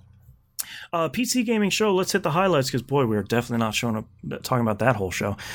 Evil Genius is getting a sequel called Evil Genius 2. I was fairly sure we were never going to see a sequel to this. This game is, I think, 20-something years old. I forgot the first one existed. Yeah, it has been that long. Unexplored 2 Wayfarer's Legacy. I'm not entirely sure what that is, but man, does that art style look super cool. It reminds me of Below. Speaking of Below. It's like, I don't know what this game is, but it looks cool. Yeah. One of my favorite names of a game this year, Conan Chop Chop, coming out September 3rd, 2019. It's a cute Conan roguelike. So, going on the Wii Roguelike It list. Yeah, of course it is. Of course you put it on there. Why would you not put it on there? Yeah. Griftlands, Clay's new game. We're talking about Don't Starve right now and Wii Roguelike It. Same studio is coming out. It's a conversation card battler that then turns into an actual fighting card battler. Yep. Sure. That looks really cool. It's got Clay's art style, so it's going to look great. Yeah. And it looks like something different. You know, it's not just a card battler. Mm-hmm. It's a conversation card battler. And also Telling Lies, which looks like the new game from the Her Story studio. This is the one where you're scrubbing through a whole ton of interview data to try and figure out what the mystery is. And if you want budget versions of those, go download any game by Wales Interactive, such as Late Shift or any of the other to be clear, they are good games. Yes, they are good games. Late Shift is one of my favorite games of the year it came out. Yeah. Limited Run Games, they announced a lot of stuff. We're just going to hit the highlights. Metal Slug 3, these are all physical games. Papers, Please is coming out on a Vita physical game. Transistor, which is great. I might scoop that one up. Rogue Legacy, looks like it's coming to the Switch, maybe some other stuff later. Turok 1 and 2 are coming physically to the Switch. The original Red Faction is coming out on PS4. The Switch should be able to handle Turok 1 and 2 and keep all that fog intact. Yeah, exactly. The true original experience. The Atui collection, the company that made Mutant Mudds and a lot of their other games, they're coming out with a pack on 3DS physically, which is really cool. And they made a joke at the beginning, like, hey, if you're looking for us to announce Star Wars games, you're at the wrong place. Whoops. They announced like 18 Star Wars games they're going to put out physically, from like NES to PC games to N64 games. If it's been like pod racing is going to be coming out physically. Like they're putting out virtually everything, which is kind of crazy. You know why though? It's because they put them all on Steam and realized how much people would pay for games like that, and everybody bought them on Steam. Yep. I don't even know what page we're on here. We're getting there. Let me know if you guys need to take a break. Let's keep rolling as far as I'm concerned. Yeah, I'm good. Okay. Ubisoft is next. They started off with Watch Dogs Legion, set in London, if you couldn't tell by the terrible accents. Whoa. You don't get to judge an accent, Mr. I'm from bloody Ohio. And they're a little bit too stereotypical. I would have liked to have seen a little bit better. They are 100% accurate. The guy from the start, who's the recruiting guy, who is like the proper Cockney geezer, that I have spoken to many Londoners with that exact same accent. Okay, you've turned me around on it then. I like it. Get ready for a whole bunch of Cockney. Yeah, great. I'm here for it. Control any character in the world, but the game world to be specific. We're not talking about the end of Watch Dogs 2. They are continuing the story of Watch Dogs 2, which, if you have not played Watch Dogs 2 and you're curious what the hell is going on, I should really play Watch Dogs 2. Go play Watch Dogs 2 because it's really good, and the ending of it is really stupid in an incredibly amazing way. Okay. You can play as a Greymon shoot dudes, which means you probably just play Watch Dogs Legion. Yep. It looks like Watch Dogs. It's coming out March 6, 2020. I like they've put some big ideas in this game.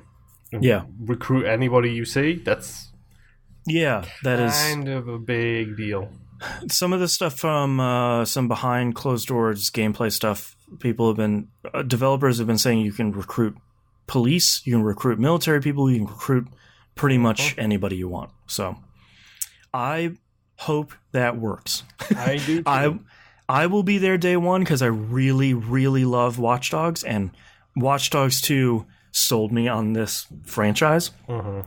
I'm very happy to see they're bringing over the rover idea from Watch Dogs 2 and like the little face-shocking spider tank. Yeah.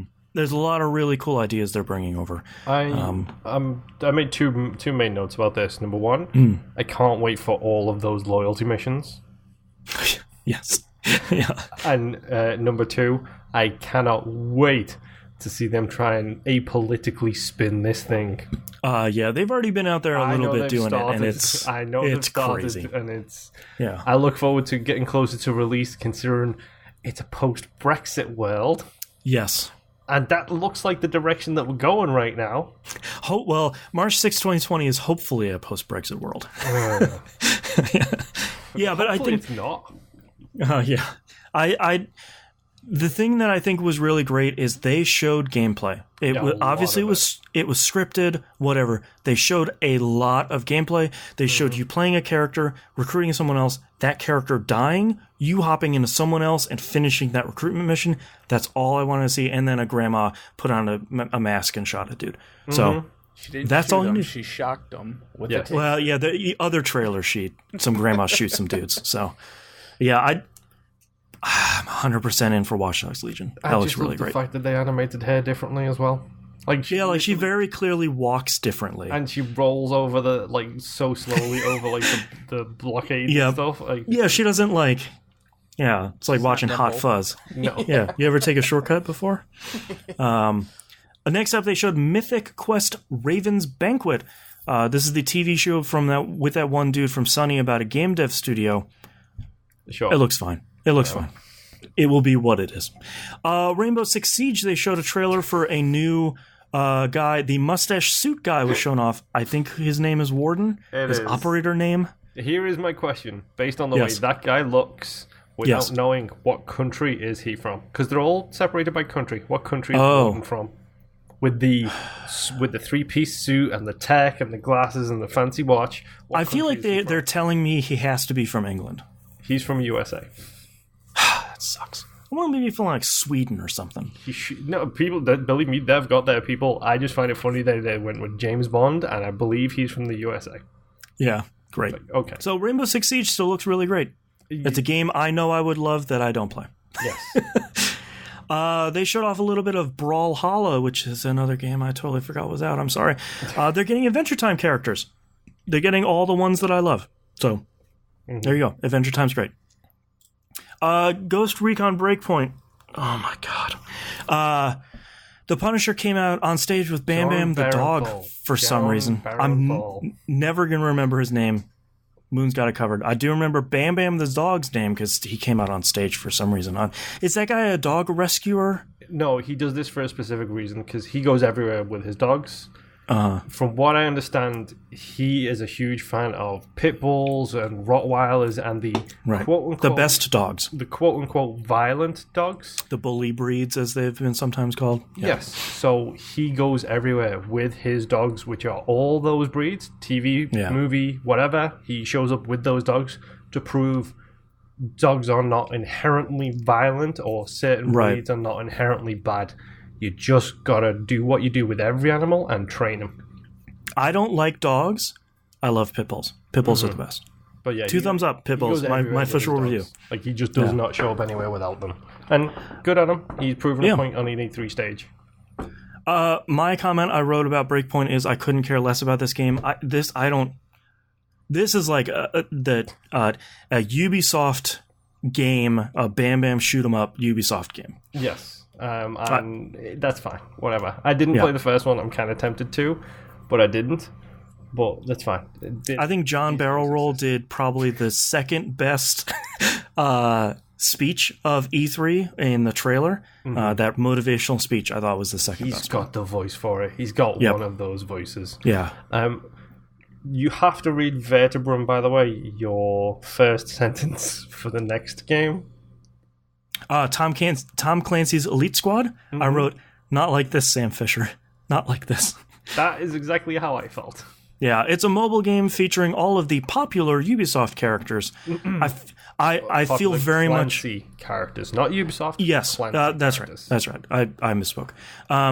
This feels very much like ripping my heart out again after this Commander Keen stuff. Yes. Jimbo Jangles in chat says, "Bam Bam shoot 'em up. Thought the dog wasn't violent." That's right. The dog had a concealed carry permit. He was okay. He was legal. He was one of the ones that were mocapped for Call of Duty Ghosts. Yeah. So that's a thing we're not going to talk more about. Just Dance 2020. I think the dude in the trailer gave the best speech of E3. The guy with the blue diamond on his eye. Why do we dance? We dance for this. E3 2019's best speech. I was happy to see the panda with the mohawk still on stage. He's my favorite dancer. It's still coming to the Wii. Yep. I caught something on Twitter that I hadn't thought about. My thought about it coming to the Wii, not the Wii U, was very much the tech is there. It sells really well. What I heard though, from someone who works in the industry, is that a lot of people in nursing homes play it to stay nimble and agile and like keep fit. Hospital physios are the same place as well. Exactly, and Wiis are everywhere in those places because everybody owned a Wii, so they're going to keep putting donated them. Yep, exactly. So that's cool. I think that's cool, and it's Just Dance's 10th anniversary, which it feels like that has been going on for quite a while. But people love those games. Or did they accidentally delete a 0 from that bad? yeah. Gaming's oldest video game, Just Dance. Yeah. They showed off For Honor, the new expansion, Shadows of the Hitokiri. Sorry, I knew I was going to mispronounce that. That is more For Honor. I don't think they showed any gameplay on that one. No, it's more CG trailers coming to Game Pass at launch. I'm just kidding. I don't know. Yeah. They showed off Rainbow Six Quarantine, a 3-player co-op game. We've sort of seen this earlier. They said what Rainbow Six Siege is for PvP, Quarantine is for PvE. And that got me saying like, Ooh, hello. And if it's on the Siege engine, which I'm pretty sure they confirmed it is using the same engine from Siege, I am in. That game, this is another CG trailer, but I feel like all that stuff they came on stage and talked about, that has me really interested. That could be a really cool game. Also, please come to Game Pass. Although it won't, because of something we're talking about later. Yeah. The Division 2, they showed off the 3 story pieces for the first year. The last one maybe looks like they're finally dealing with the end of the Division 1, and you're going after the bad guy from the first division. It looked like you were heading back to New York. Yeah, it looks a lot like, oh, right, we need to wrap up that story piece. So it looks like more Division 2, which is great, because the Division 2 is a really fantastic game. Mm-hmm. So, 2 thumbs up. They showed off Uplay Plus. I wrote down it's an effing subservice. Yep. It's $15 a month. It is also available on Stadia, so you can subscribe with a subscription on your streaming subscription device. Yep. No console support announced. No. So I don't think they couldn't sneak it past at this point, with Game Pass being what it is, I don't think they could do an EA access thing and get it on them at this point. No. Yeah, maybe, but doubtful with Microsoft. This is a hard sell. Like, EA Access is a hard sell. Uplay Plus is a really hard sell, especially not coming to consoles. I love Ubisoft games. I genuinely love Ubisoft games. I constantly tout them as probably the best developer publisher out in 2019. They support and love they show for their games. They're still talking about Skull and Bones like it exists. Right, like it's a video game. You know. And I'm going to play like half of the games they talked about in this press conference, but I'm not going to pay for Uplay Plus. No. 0 chance. The next showed Roller Champions. It's a roller derby multiplayer game. I want this. It's an alpha right now on PC for a little bit. The only thing I have heard from people on Twitter is that it needs a better tutorial, but it's alpha, so that's understandable. Rocket Looks League cool in the rollerball universe. Give me Slipknot singing the intro things, and give me Paul Heyman doing commentary on the rollerball, please, and then I will be 10,000% in. And yes, that was a reference to the early 2000s rollerball remake. Yeah, I would like this to succeed because this looks fun. Yes, but I don't know if it's a game I would ever play, or I'd play it enough where it's like Rocket League and see like people spinning and pirouetting above me and be like, okay, I'm out of my league. Never be that good. Yeah, like I'm never gonna put the time in on this one. Hit the pro tier shelf and then you just stop. Yeah. And lastly, they showed off Gods and Monsters, CG new game trailer. from CG trailer. A new game from the Assassin's Creed Odyssey team coming out February 25th, 2020. I certainly like the art style. It looks like something Nintendo would put out. I would really like to see some gameplay for this, and it's coming out soon. So yeah, that's a little disheartening. Yeah. That's Ubisoft's press conference. Why don't we start with you, Nimp? What'd you think? I'm sure, as everyone could tell by my complete lack of talking, that I don't care about any of these. The Ubisoft is definitely not your company. No, and I don't... Like, I liked Assassin's Creed, Odyssey, I liked Origins, but I don't care about Mythic Quest, Rainbow Six, Brawlhalla. Yeah. Alright, cool, whatever. Yeah. What about you, Moon? They continue to support games way too much. Way too much according to how everybody else supports games. Well, much longer after you think they would. Yes. Like For Honor. For Honor's just got a new DLC. I mean, come on. Yeah. Good for them, though. A lot of the games are dumb popcorn games, and I'm absolutely fine with that. Yeah. Like, every now and again, you need a good Ubisoft salt rub over the rest of the seriousness going out. Yeah. And honestly, I'm just so hyped to see how badly they botched this whole apolitical BS with. Because if there is a game that is 100% making a political statement in this year or the next year, with the exception of kill Nazis in Wolfenstein, right? It's this. It's a very much post-Brexit world where everything has gone straight to hell. Yep. And Brexit hasn't even happened yet. You're literally making a statement. I want to see them do the dance and try and get away from that. Yeah. So stupid. I think for me, this is probably the one that has the highest highs and the lowest lows. Mm-hmm. Watch Dogs Legion, I'm obviously in for anything Watch Dogs. I'm super happy they showed a ton of gameplay. Mm-hmm. One of the few games that did during the entire show. Yep. And I think it looks really great. And then you've got Tom Clancy's Elite Squad. Yeah, and on the other end of the spectrum, you got Tom Clancy's Elite Squad, Ghost Recon Breakpoint, which is just the most rah thing that is coming out. I could not care less about. Mm-hmm. And Uplay Plus, I think some of that stuff, I think that sucks. But I think you're showing more Division 2, looks really great. Rainbow Six Quarantine, surprisingly, I think could be really cool. That's a game I really want to watch.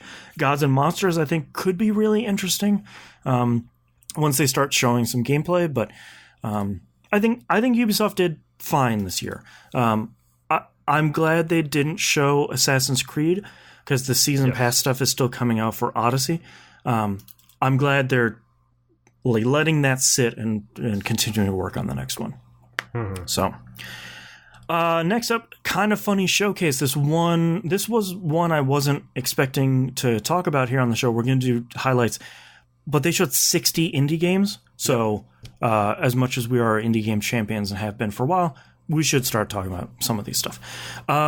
Looking for Heels is out on Steam Early Access. A really cool game. It looks like Overlord, the 360 game that we really liked, except you're playing as a healer and you're trying to keep your adventuring party alive, and your minions are like a mage and a warrior and a rogue. And everything else. I mean, yeah, it's a really, really, really cool concept. Yeah. I have zero interest in playing it. Oh, really? Yeah. I'll play it and I'll let you guys know how it is. All we need is it to be a roguelike and it checks literally every single box. Yeah, exactly. One Night Stand coming out for PS4, Xbox One, and Switch. This is a visual novel that happens sort of like a relationship that happens after a one night stand with a really cool art style. It kind of reminds me of Florence. Yes, I read your show notes before I saw the trailer, and I thought, really? And then I saw the trailer, and it's like, oh yeah, that is very much like Florence, and it feels like it in some way. I don't really know how, but it's a cool concept. Like I'm interested in it, especially after playing Florence and loving every moment of that. Yeah. Wooden Nickel was announced, which is a game I really liked. I liked it enough to write it down, and then forgot I couldn't find a trailer, and then I don't remember what that game was about. Sorry. It looked really cool. Skatebird. Obviously, we're going to talk about Skatebird. It is a skateboarding game where you play as a skateboarding bird. Yep. It looks great. Floating around for a couple of years now. Yep. Like its Kickstarter is just finishing, I believe. Yeah. I've seen some tech stuff for it. It looks so cute. Yeah. It's unbelievable. And the fact that they actually have Thrasher magazines against the walls as half pipes. So good. It's a clever little touch. It looks great. Undermine, I wrote, it's a roguelike. It looks like a roguelike with a really cool 32-bit art style. Mm-hmm. I'm not sure what else I can say about that, but it looks pretty neat. Thankfully, they showed off Gunsport, which is a game I first saw probably about a couple weeks ago. Cyberpunk volleyball with guns. As soon as I saw the footage for this, I thought, I'm sure I've seen that on Giant Bomb a long time ago. And considering I'm 2 years behind... Maybe it's like an alpha version. Possibly, yeah. It almost looks a little bit like Lethal League, if that was volleyball. Yeah. Stone Shard I also have here, and then Half Past Fate are two other games that I wrote down because I thought they all looked cool.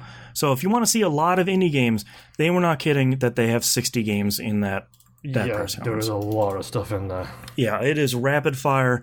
You will find an indie game that is interesting to you somewhere in there. Square Enix. Let's talk about a press conference that was surprisingly packed with games. They started off, obviously, with Final Fantasy VII Remake. Thankfully, they showed off a ton of gameplay. which I'm still surprised about. They showed off the Scorpion tank fight from the very beginning, showed off materia, thankfully. They showed off a much longer trailer. They finally showed Tifa. They showed some limit breaks. They showed Hot Heidegger. They showed Hot Sephiroth. Like, they showed off a lot of the stuff you really want, and they came out and were pretty honest saying, this is the first game. We're still doing episodic. Mm-hmm. We've taken the intro of the game for when you leave Midgar, but we made it in like a 60-hour game. So from the stuff that people are seeing on the floor, it looks like they've taken that framework from the intro of Final Fantasy VII, and they've just fleshed everything out. Side characters have much more to say. There's more stuff to do around Midgar, so the battle system looks way cooler than I thought it was going to be. Mm-hmm. This looks much better than I was expecting it to look. I was blown away by it, to be honest, but I have an issue which we will address later in this press conference. Put a pin in it. It makes me like them showing this stuff. Like, Final Fantasy VII is a good game. It's not. Mm-hmm. It's not the be all and end all of video games. There, everybody seems to have painted it out. It is a solid JRPG. Yes, but that's made it look really good. Yeah. Yeah. I had to temper expectations, but I did pre-order it already. So I did too. I did not spend the $325. You didn't buy the $2,500 watch? That was you both literally asked the questions that I was going to ask next. Yeah. No. The watches do look cool, but not for $2,500. No. I'm in the same boat. Like, Final Fantasy VII is nowhere near my favorite Final Fantasy, and I'm not saying that just to be like a JRPG hipster. But I think what they showed is a genuinely really cool evolution of what Final Fantasy VII was, and it looks really great. And it deserves the title Final Fantasy VII Remaster. This is a remaster, the same way the Resident Evil 2 was a... Is it a remake? Is it called Final Fantasy VII Remake or Final Fantasy VII? Final Fantasy VII Remake, because they're remaking it from the ground up. Yeah. Okay. Yeah, it's just like Resident Evil 2. That's a great point. Like, they remade that from the ground up, and they kept what made Resident Evil 2 great, and they kind of modernized it. Yeah. And it looks like that's what they're doing with Final Fantasy VII Remake. They're keeping the bone, the soul of Final Fantasy VII, and then just kind of building off of that. I think someone wrote as Final Fantasy VII the original is kind of the outline. Final Fantasy VII Remake is them making a full work on that. I think that's an interesting way of looking at it. They showed off Life is Strange 2. It's out now. They're very much saying, please ignore how long it's taking us for us to put this one out. Sorry. Yeah. But Life is Strange 2 apparently is really good, and I have not gotten around to it yet. So, Final Fantasy Crystal Chronicles Remaster is definitely not a game I would have guessed is going to be coming out. It will be online multiplayer this time for very obvious reasons. It's coming out this winter for PS4, Switch, and surprisingly, iOS and Android. I liked that game a lot on the GameCube, and will be very curious to see if people will pick it up this time, because it's a cool game. Is it going to do that thing where it syncs to your cell phone so that you can do the third screen thing you used to be able to do with the with the Game Boy Advance? Mm-hmm. Such a cool idea. Yeah. Octopath Traveler is out now on PC. That's it. Mm-hmm. The Last Remnant Remastered out on Switch now. They were releasing it that day during the show. So if you're going to go play that game, which you should, go look up a FAQ before you start. Please. Seriously. Dragon, screw yourself later. Yeah, you will totally screw yourself by the end of the game, and it's not a short game. Dragon Quest Builders 2, they showed off a much longer trailer than I thought, and that game has a lot more stuff in it over the first one. That's a huge game over the first one, and it's coming out on July 12th. So I missed the first one because I feel like as soon as I wanted to buy the first one, they're like, Dragon Quest 2 Builders 2 is coming out. And I was like, well, I'll just wait for that one. This game looks really good. So it'd be great if it was coming out on Switch as well, but right now only on PS4. I would say probably later. Yeah. Not a surprise because the first one only came out on PS4 as well. Dragon Quest XI S Definitive Edition. You didn't need the Definitive Edition on the end of that. Coming out on fall. 16-bit mode still looks really great. Dragon Quest XI is really great. Pick that up just for the 16-bit mode. Yeah, you should pick it up because Dragon Quest XI is one of this generation's best JRPGs, hands down. It's really great on the PS4 still. So yeah, that's where I played it on PS4. Yeah. It was good. They show off Circuit Superstars coming 2020. For those of you NES fans, it's RC Pro-Am. Yep. It is a top-down, really cool-looking, fun racing game that I would like to play right now. For any UK people out there, it's Micro Machines, the old Genesis games. Yes, yeah. That came out over here, too.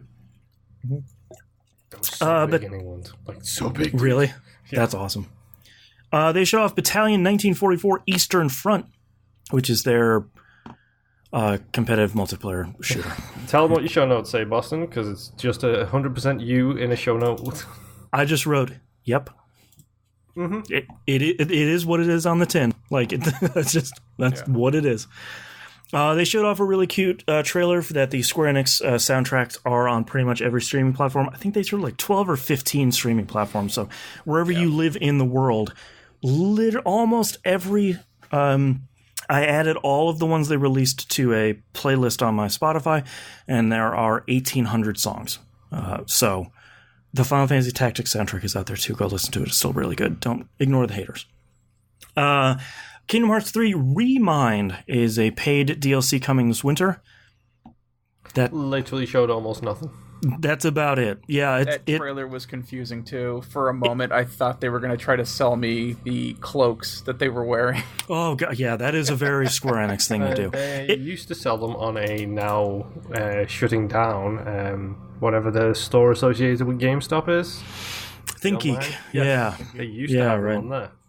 Yeah, the trailer makes a lot more sense if you finished Kingdom Hearts 3, but to explain all of that stuff would be to spoil that game. Well, it was just because it came right after they talked about all the OSTs coming out for you to download. Mm-hmm. So then they started playing this trailer, and the words were not syncing with the actions of the characters. It seemed really weird and off.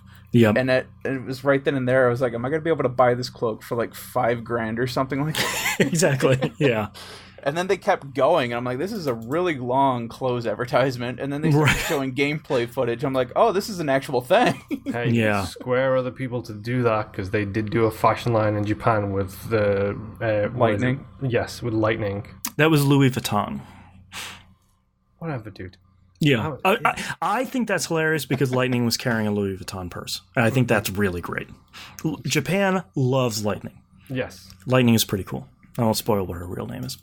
Final Fantasy XIV Shadowbringers. That was a hell of a trailer. That seems like there is just a butt ton of new stuff. People seem really excited enough that I wish I was playing Final Fantasy XIV. Because they announced these things are primals, and everyone was like, yeah! And I don't know what that means, but everyone's really excited.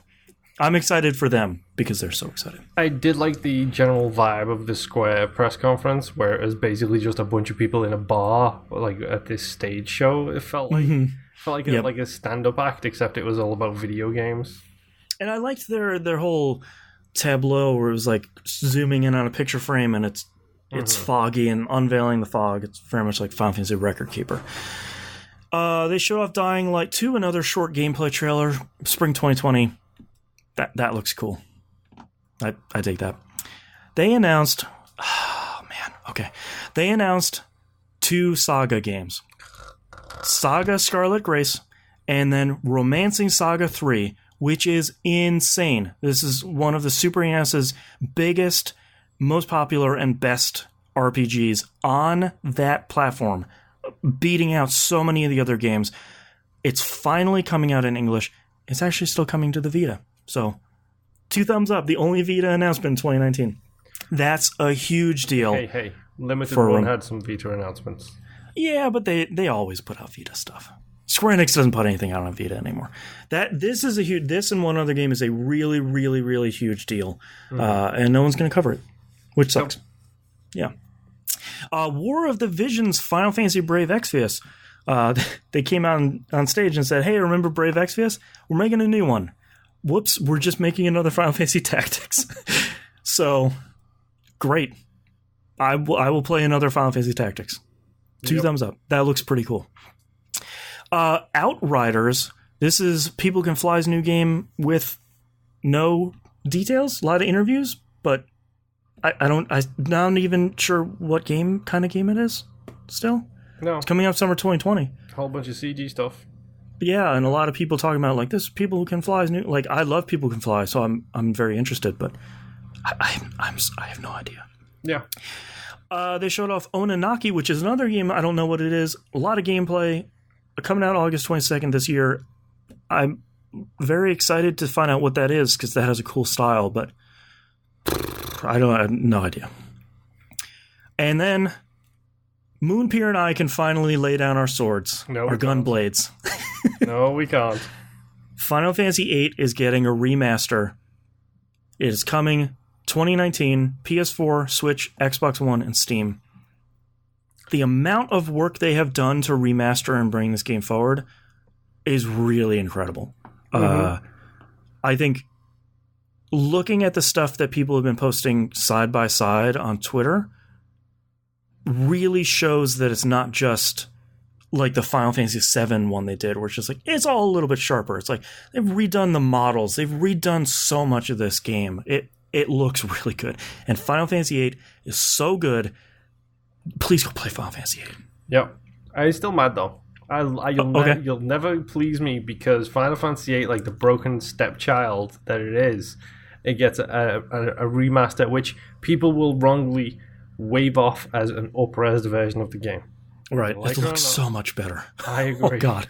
Yeah. Whether you like it or not, that's what they're going to do. They're going to just wave it off as an up-res version. Oh, it's Final Fantasy VIII. It's the broken one with the weird draw system. Exactly. Why would you buy that when Final Fantasy VII looks the way it looks now? Exactly. It's the forgotten about red-headed stepchild. Yep. Again, even in getting what we want, we still get the Final Fantasy VIII that Square wants to give us, which is the forgotten one. Okay, right. You can have this. Go on, go play in the corner. 7's over here, all shiny. I will take those breadcrumbs happily. So will I. I will too. To be honest, I'm really excited to play 8 again. I'm hoping that they clean up some of the text in the game. It would be nice if drawing had a little bit clearer text during its tutorial. Not really expecting it to. But at the very least, I can play Final Fantasy VIII again. And 8 is one of my favorites. It's really good. Sweet right trigger action going on with your with Squall's Ultimate. God, it's so good. That game is so good. And I'm sorry, but everybody who loves Tifa, Zell is the better brawler. Zell's cool. He has a face tattoo. He's dumb. Rip off of Tifa. That's all there is. He does a dolphin. He does a dolphin punch. He does do a dolphin punch. Tifa has a dolphin kick. That's right. Oh. They're brothers in arms.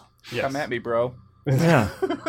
So I'm super excited about that. I'm really excited to find out when the release date is. I haven't played 8 in probably 4 or 5 years, so I'm really excited to go back to it and really give it another playthrough this time. Probably I think the last time I played it was when it came out. Yeah, like 15 years ago. Just because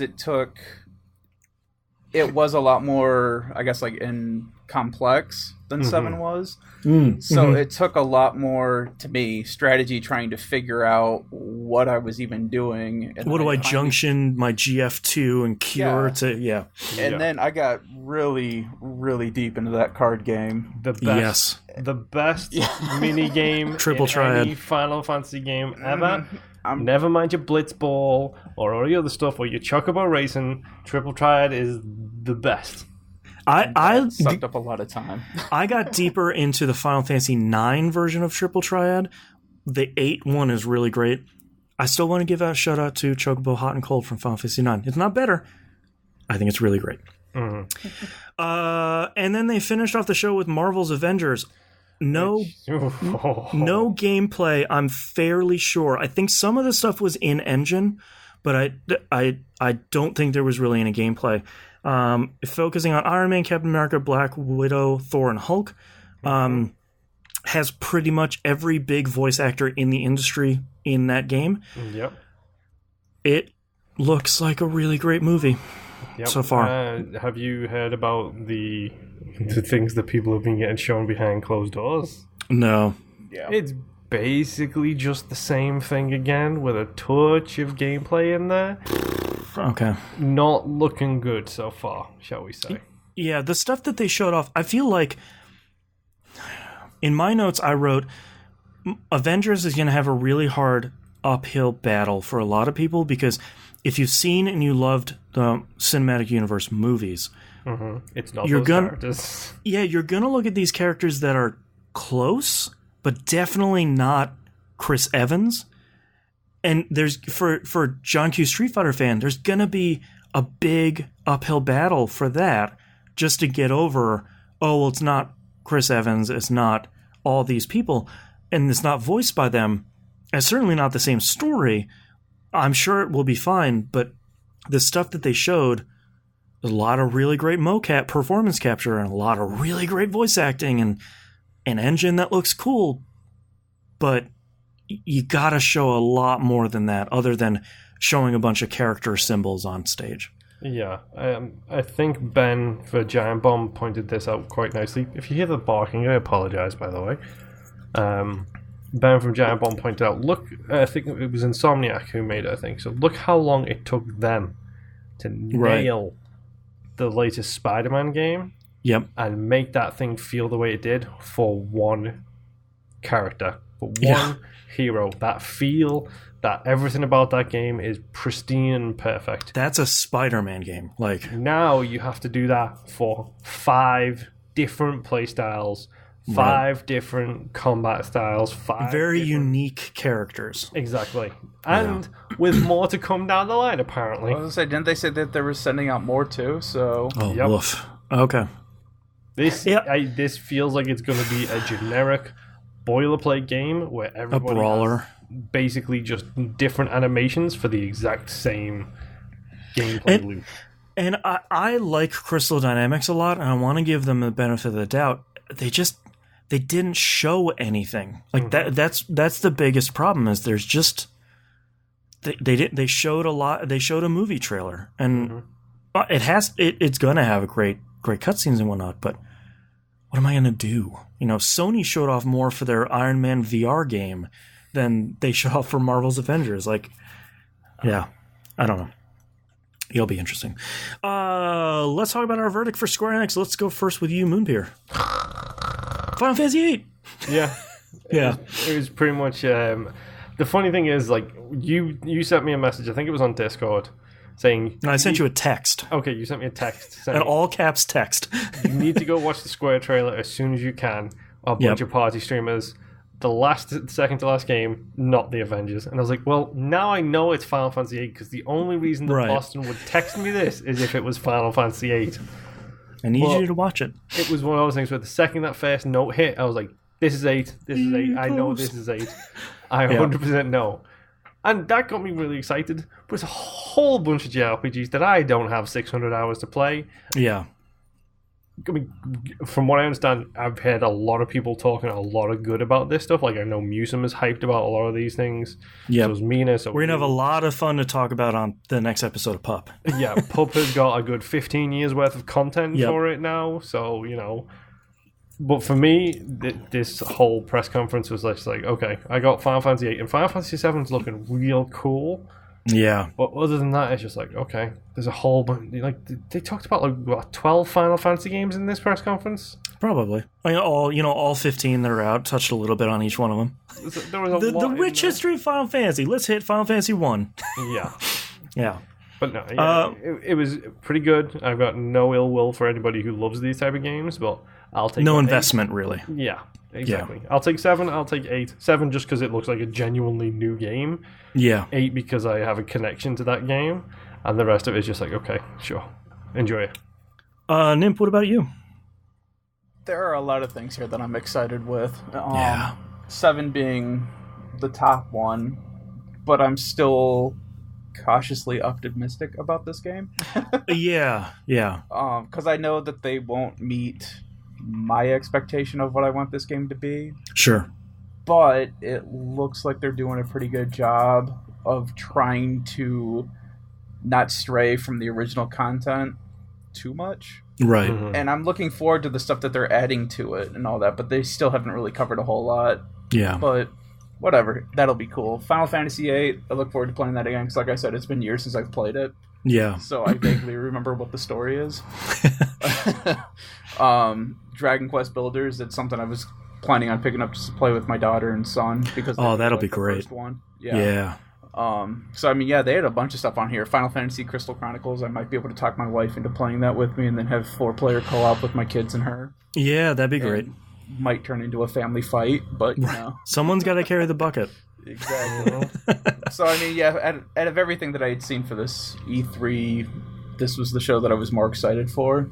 Yeah, and I actually felt kind of bad when they opened with 7. Yeah, because then it kind of felt like it outshined everything. Well, it's like when you go to a concert just for the opening band and like they're done and you just leave. Yeah. It's like, well, I don't want to see the main act, whatever. But yeah. I liked probably about half of this. I think they had a good balance between, hey, here's stuff that's coming out, and hey, here's a bunch of JRPGs. I'm really happy they showed Dying Light 2. It's really nice for them to show that on the stage instead of just, here's all of our Japanese games. It's really nice to see them bringing back a lot of beloved games that aren't as popular as something like Final Fantasy VII.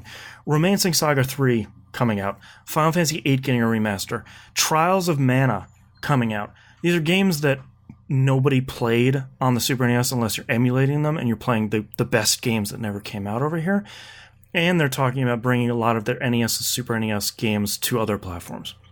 It's really cool for them to see them really committing to a lot of stuff. And then they showed Marvel's Avengers, which I think is a not a low point for the show, but a disappointment when I think most people's expectations was, all right, we're going to get some real meat on this game finally. Like last year, they just showed the logo and... Yeah, this has been the worst kept secret in video games for what, like 5 years now, something like that? Yeah, like even before they announced it last year, it was very much like, hey man, Square's making an Avengers game. I was like, yeah, okay, sure. Yeah, I don't know. I thought it was good. Final Fantasy VII looks really great. It's nice to see Jesse getting some speaking lines. 2 thumbs up. Jesse's great. Let's move on to our very last press conference, the Nintendo Direct. Yep. They opened with 4 Dragon Quest heroes coming to Smash, including 8's. 8 has the little hamster in his pocket still. It's really great. And 11's. And the other 2 I don't recognize. That's why I didn't write it down. I think it was the original Dragon Warrior. Like 1 and 3 or 1 and 5. Yeah, 1 and something 3, like that. I believe. Yeah, the big ones you want. Like 1, 3, 8, and 11.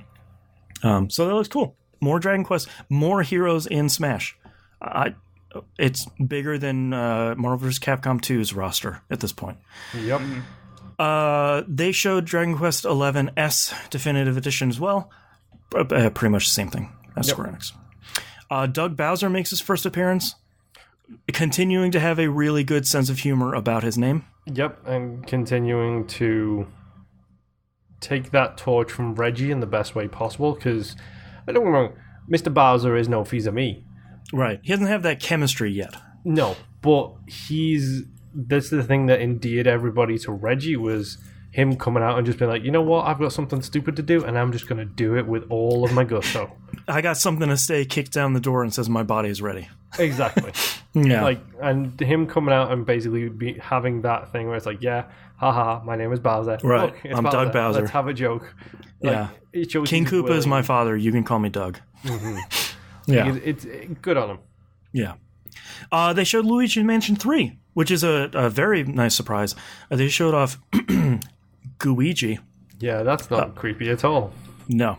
Which thankfully can be played co-op. I think that's a really nice change. Mm-hmm. They showed off a lot of gameplay, a lot of new moves, a lot of new mechanics. It's coming sometime this year, and I like Luigi's Mansion a lot, and I am pretty excited about this game. First game was super easy, but that series is genuinely a really dumb, fun game. Yeah, I never played the I never played enough of the first one. I liked the second one on 3DS a lot. New Moon, Dark Moon, something like that. Yeah. I don't remember. But yeah, I wasn't expecting this to get a sequel, and it is, and I'm really excited about it. This next one kind of took me by surprise because I didn't know this thing existed. Let's talk about the longest video game title of E3 2019. Jim Henson's The Dark Crystal Age of Resistance Tactics.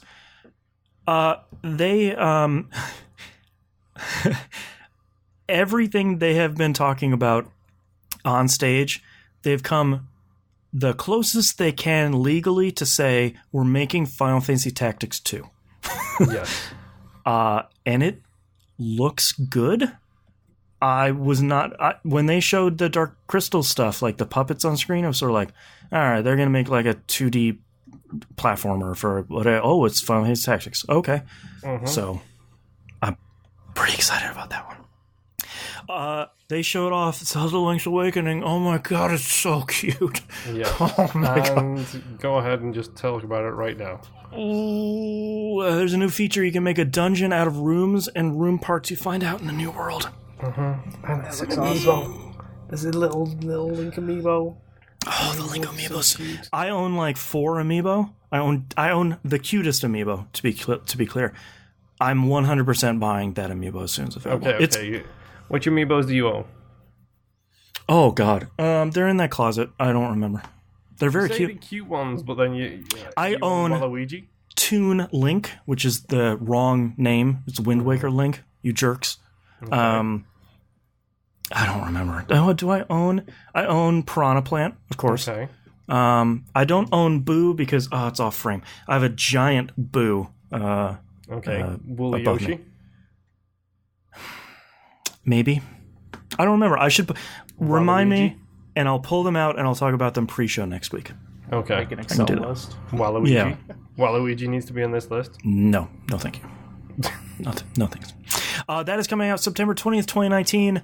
Please let me pre-order this soon so I can just be done with it, and I can just see the countdown on my dashboard every time I go play Kaizen's of Hyrule, and then I can say, cool, it's only 2 months away. I'm not excited. I love Link's Awakening so much.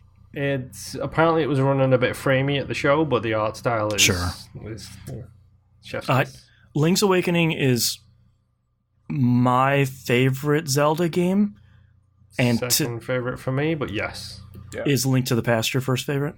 It's to the Past, Awakening, Wind Waker, Ocarina, top 4. Okay, yeah, mine would be Link's Awakening, Links to the Past, and Minish Cap. My top 3. Minish Cap is really great. What about you? Go for a Sega one. A Capcom one. It's great.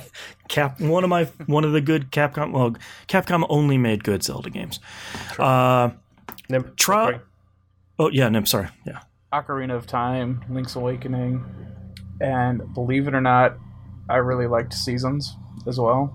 The Oracle games were amazing. Oracle games are great. Yeah, they should remake those next, or at least just put them together and put them out on the Switch. Mm-hmm. Not enough people have played those. Another Capcom Zelda series.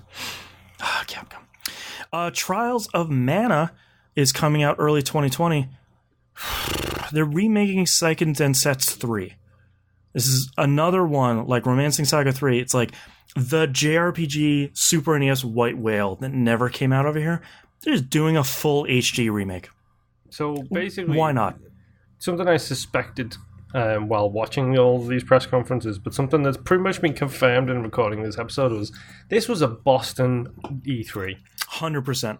This was just banger E3. After banger for just me. Mm-hmm. Next up, they announced a collection of mana. For the 3 mana games that came out, it collects Final Fantasy Adventure, the Game Boy first mana game, when it was still Final Fantasy Adventure here, Secret of Mana, and then Trials of Mana, the original, just the Super NES version of Seiken Densetsu 3. So I have not yet bought that, but I want to play Final Fantasy Adventure again. I want to finish Secret of Mana, and I really want to play Seiken Densetsu 3 for real. So, super pumped. The Witcher 3 Wild Hunt Complete Edition coming to 2019 and Switch. I know a lot of people have been saying, like, LOL, look at the graphics. Yeah, man. So what the hell? It's not a portable Xbox One X. Mm-hmm. What the hell? So that looks... The fact that this is called Switcher, it makes me laugh. The Switcher. Why didn't I think of that? Damn it. If you have not yet played The Witcher 3, The Witcher 3 is so good. And both pieces of DLC are stupid big and stupid good. Please go play The Witcher. This game will keep you busy for a long time. It's so long. Without the DLC. I think I put like 80 to 100 hours in just the base game, and I did not finish everything. That's so good. Yeah. I bought it, started it, got scared, and quit. Yeah. Man, it's good. I bought it, bought all the DLC, beat the game, but haven't gotten back to the DLC just because I haven't had time. Yeah. Because it's one of those where I know if I start playing it, that is all I am doing. Yeah, go all the way. They show off more Fire Emblem Three Houses coming out July 26th. I'm much more interested in this game because of the first chapter stuff they showed, where you're a teacher in like a Hogwarts-style school. And the first part of the game is you recruiting students for your classes. After chapter 1 is done, it does a time skip. That's your army. And you're fighting against the people you didn't recruit. Those are your enemies. Mm-hmm. That sounds really cool. Apparently there's a big time skip in there as well. Like a good 5-year time jump between one of the things and one of the other things. And I can't really say much more because it looks interesting. And on top of it, it's a Fire Emblem game, and they're always good. Well... Yeah. They're usually mostly good. There we go. Resident Evil 5 and 6 are coming to Switch. Sure. That's it. Why not? Just put all of them out. No More Heroes 3 got a quick teaser trailer that's coming out 2020. Did not expect a sequel to that, but nope. More than happy to see more of that. Contra Rogue Core coming out September 24th, 2019. I am not entirely sure what that trailer is. The one thing I did hear about this game from the show floor is that your guns overheat, so it's not a Contra game. Nope, I'm sorry. Contra games are you hold the trigger and then you platform. Yeah, you spread shot for 10 hours, and that's what I want. So, I don't know. Daemon Ex Machina. A.k.a. Musem's game. God, still such a cool title. Yes, very much a Musem game. Still looks really cool. September 13th, 2019. I really want that game to be good, because that looks really good. Yeah, that's the game I walked away from the Nintendo Direct thinking...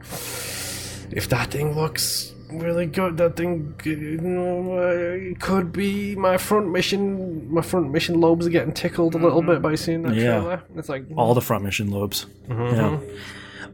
They're putting out Panzer Dragoon on the Switch this winter. It's that's the one thing that never got tweeted was Panzer Dragoon Switch when. I bet you nobody said that, and now it's happened. This game started the conversation this past week of whoops, no developers have their old source code, which is why it was really hard to port this.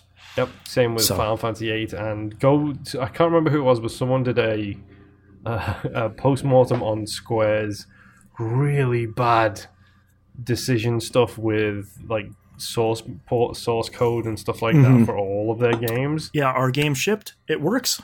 Toss it out. Yep. And a lot of devs still do it to this day. Yep. Which is an interesting thing about that thread. Where are we? Astral Chain comes out August 20th, 2019. I still do not know what this game is, but it looks insane. Yeah, I was fairly interested the first time I'd seen the trailer of it. Earlier this year, late last year?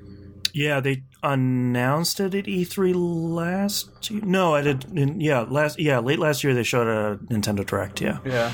It's got that crazy Japanese stuff that I really enjoy. Yeah. Trevor McD in chat says Panzer Dragoon 2 is also coming. Sega said it months ago. Great. Please bring out the Panzer Dragoon RPG that came out. I would love to play that. I don't want to spend $500. Please. Panzer Dragoon also on Switch one. Yeah, exactly. Empire of Sin coming out spring 2020.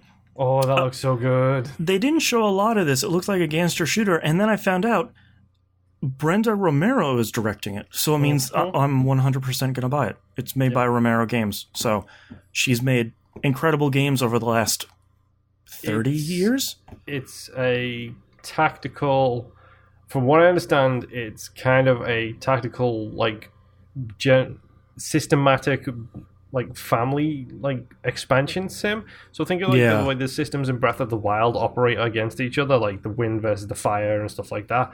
Imagine that, except instead of wind and fire, it's money, drugs, influence, and stuff like that, and you can ebb and flow all the different family gangsters in your area. Yeah, and you're, like, building your mob family. Yeah, and it looks huge.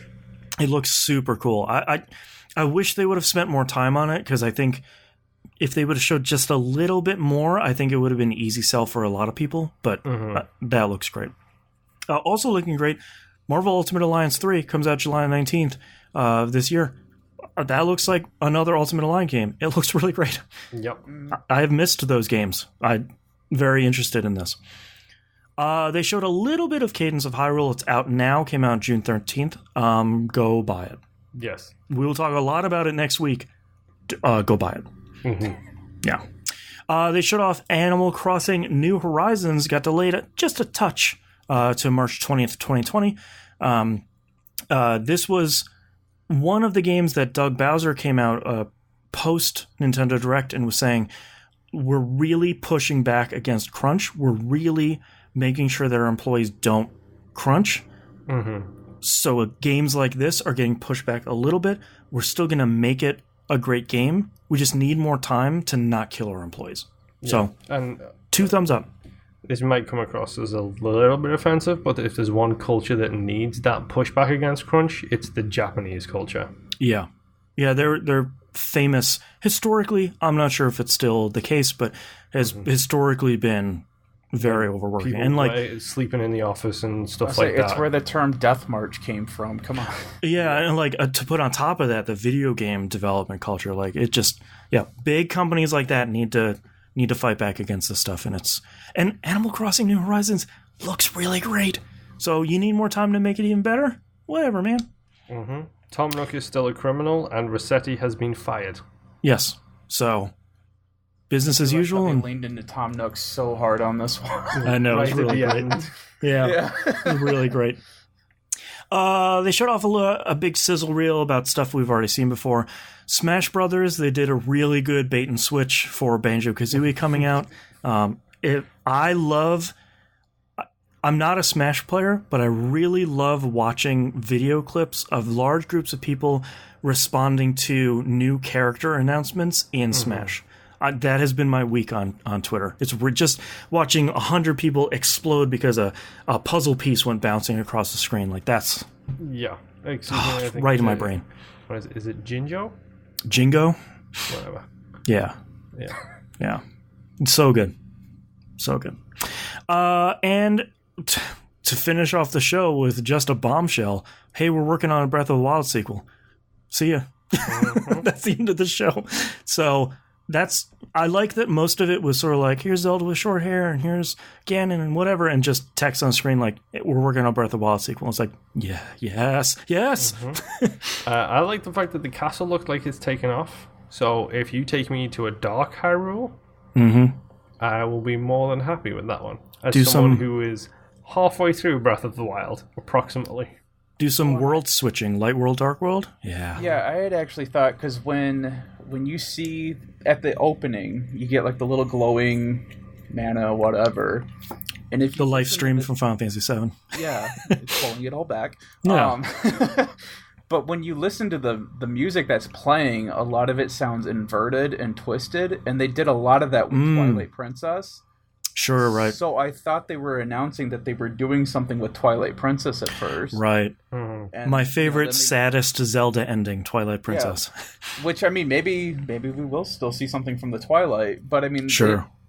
Even with the despair stuff that was kind of in there, it felt like they were pulling real heavy into the Dark Zelda, which, for people who don't play the games a lot, those games are already really dark. Yeah. Yes. It's just a very thin layer of sugar that's on top. Right. So if we're going to go hard into Dark Zelda, that's going to be kind of awesome. If there's ever a game where Link needs to turn into a wolf, it's one of these open world ones, so you can just be your own mount.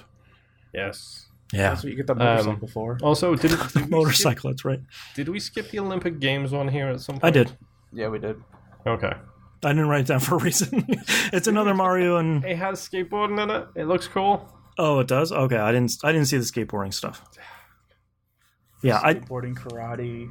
Yes. Yeah, it's another one of those. They always look like they're fun in like a party sort of way, and yes. Yeah. But no, that Breath of the Wild thing, like because isn't Breath of the Wild the game where they finally started tying up all these loose ends into this universe and be like, because Tingle's referenced in there, so is like so is Midna and the Twilight Princess stuff, but then so is I think Link to the Past is referenced in Breath of the Wild as well. There's like so many old Zelda games referenced in this one. Right. It's like, are they going to do the whole divergent timeline thing and try and bring them both back together to one again? There's a timeline in like that Zelda book that they're selling. I can never keep it straight. It's like one series I don't care about the lore in. Dude, they're doing a Fast and lore. They're doing Fast and the Furious with Zelda games, and I am perfectly happy with that. That's right. One of the timelines for the reason why Twilight Princess exists is because the first time you died in Ocarina of Time, you don't exist anymore as the hero of time. Mm-hmm. That's why there's Twilight Princess. Right. God, it's so crazy. I love it. So that's the Nintendo Direct. Let's start off with you, Moon. They kind of stole the show. Like, yeah, it was short, it was effective. There's a whole bunch of games in there that were solid mentions. I mean, a lot of them I've got no interest in playing. Like, Mua 3 looks cool. Fine, whatever. Animal Crossings, I am not going to start putting reminders in my phone to switch on Animal Crossing so I can do the fishing festival. I am past the age where I can do that in video games anymore. Like, the Pokemon bug contests in Silver and Gold, which happened on specific days of the year. All of that stuff has gone out the window for me. So, Animal Crossing fans, fine, great. Play it, love it, good for you. Like, they seem to have the most positivity in Nintendo's press conference. Like, the whole way through, there was a lot that was good and very little that was kind of eh. Right. And nothing seemed really bad. It was just like, well, that's not a game for me. Yeah, exactly. It's like, I know Animal Crossing is going to be great. I know I am not going to play it. Right. Nymph, what about you?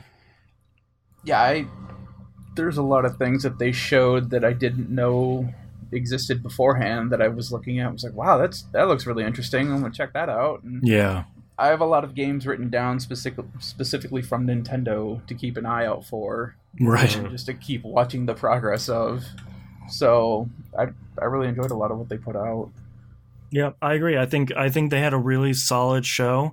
I don't think they really showed anything bad, and if it was stuff that maybe isn't the best for a shorter form direct like this, they just showed a little bit, like Astral Chain. There'll probably be a Treehouse video later about like a 15-minute breakdown about what that game is. They'll show that later. They had like a 30-minute gameplay thing of Cadence of Hyrule. They're not going to get that deep into it in a Nintendo Direct. So no. They're just going to say... It came out like 2 days later. Yeah, they're going to say, like, this has cool music. It's out in a couple days. So, just a couple of notes here about two other games that were shown on the floor. A lot of stuff was shown in the conferences themselves. Not a lot of stuff of note was shown on the floor. There was an announcement that the first Ni no Kuni, Wrath of the White Witch, is getting a PC, PS4, and, don't quote me on this, Switch remaster. So I can't tell if the Switch version is a port or the remaster. It's not entirely clear. But I'm kind of excited because not a lot of people play that, and ignore the haters on this one. Ni no Kuni 1 is good. It's grindy. It's not the most even game. Not nearly as good as 2, but it's a solid, cool JRPG. And Torchlight 2 gets a console release date of September 3rd for PS4, Xbox One, and Switch. I cannot wait to play more Torchlight 2. That game is really great. Okay. That's E3. 2 hours and 40 minutes in, so before we hit the... Firstly, yes. I'd like to thank Sony for saving us about an hour right here. Yes. God, I can't even imagine. Yeah. Because they don't have the 90-minute press conference that Microsoft have. They usually have the 3-hour BS thing. Well, you have to move from one area to another while the flute player plays. Exactly. So thank you, Sony. Yeah, before we go, we're going to wrap up our overall thoughts of E3. Why don't I start with you, Nimp? So overall, I feel there's a lot of stuff here for everyone, pretty much. There were, I wouldn't say downers, but there were some things that I guess didn't come as heavy or as hard as other companies. Right. But they know the people they're selling to, they know who their players are. So I feel everyone's at least got one or two things to pick from in this E3. And I mean, they had a lot of good showings. And like I said, I have a list of games now. And I was telling Moon before we started, next year is going to be an expensive year. March 2020 is an expensive day. And that's not including the release of a console next year. Right. So yeah, I feel E3 did pretty well. I enjoyed it. Yeah. So. Moon, what about you? Oh, yeah, I mean, pretty much the same. Like, there wasn't a lot there for me specifically, but we've discussed this. I think I've mentioned it on the show recently. I am in a bit of a weird funk with video games right now, where I'm struggling to stellar it back together and get my groove back. Right. But this was a pretty solid show. Like, like Nim said, it had stuff for literally everyone. And the biggest shocks for me were things like Microsoft, like talking about the JRPGs. They offered more variety on that stage than they have in a long time. Yep, definitely. But then so did Nintendo. Like, Nintendo were like, here's a beat 'em up, here is a Met game, here is Animal Crossing, here is everything else that you want.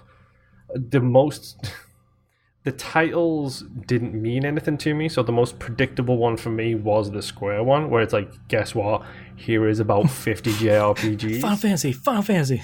But I don't have the knowledge like that you do, Boston, where right. I can tell from your show notes, okay, well, these things that were announced were very big deals. As I'm like screaming blood out of my eyes, Seiken Densetsu 3! You're like, yeah, cool, that sounds like some Japanese. I know that's a big deal because of the things that you've put in the show notes. For me, it's just like, okay, it's another JRPG. Right. So they were kind of predictable for me, but all in all, I'm not going to sit here and say, well, screw Square, they did JRPGs. That's what Square does. If you go into a Square press conference and don't expect JRPGs, then there's something wrong with that. That's literally what Square and Enix were both founded on, like the two tentpole RPG series. I mean... No. It seems like it was pretty good all around, and it seems like there was a lot less negativity coming off this year. It was a little bit lower in the hype train kind of thing, but it seems like that's expected because Sony's not there, and it's a pre-console release E3. Because they've announced 2020 now, Xbox have. So E3 next year, it's going to be a big blowout one. Yeah. And I'm curious if Sony comes back. Probably, yeah. For me, I think I feel pretty positively after this. There were some bummers. I wanted to see more of Avengers. I wanted to see more out of Bethesda, but I kind of feel that way every year. I wanted a little bit more variety out of Ubisoft, but I think the highs were really high. Watch Dogs Legion got a ton of gameplay. That's great. We got Square's conference was a banger. Nintendo's conference was a banger. Like, we got so many great things. We got a lot more publishers and developers and groups that got a presence at the show through live streams. Like Kind of Funny showing 60 indie games.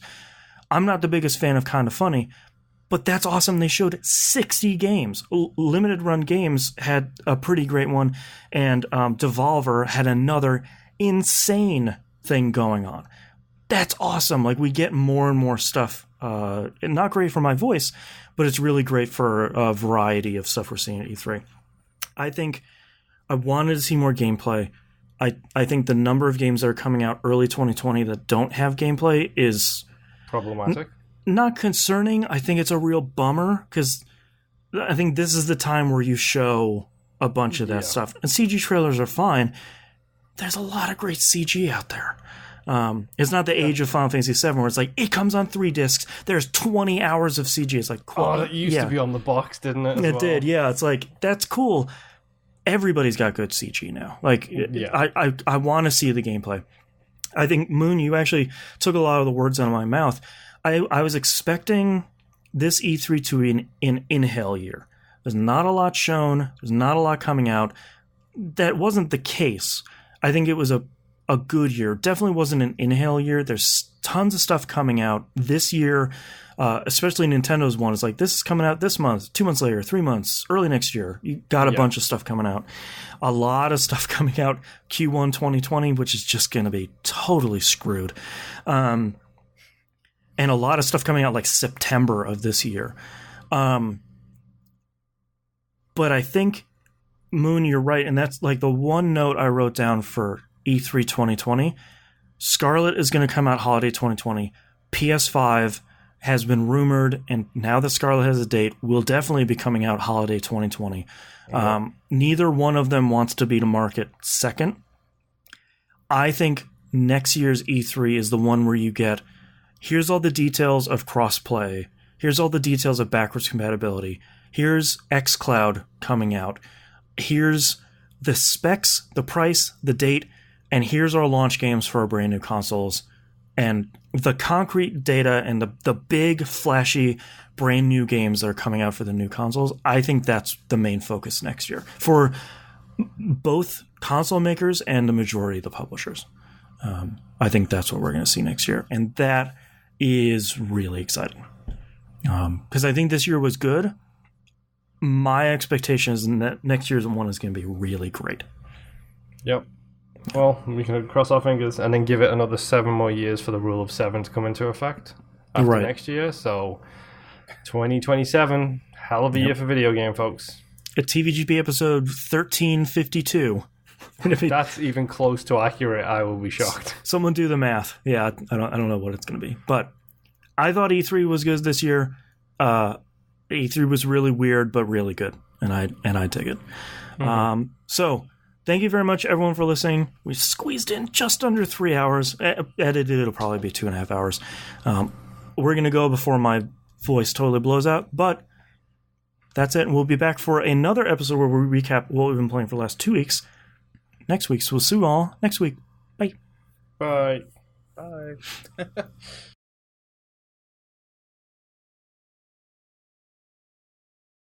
And we don't do titles this week because it's just E3 2019. That's our title. Circle it.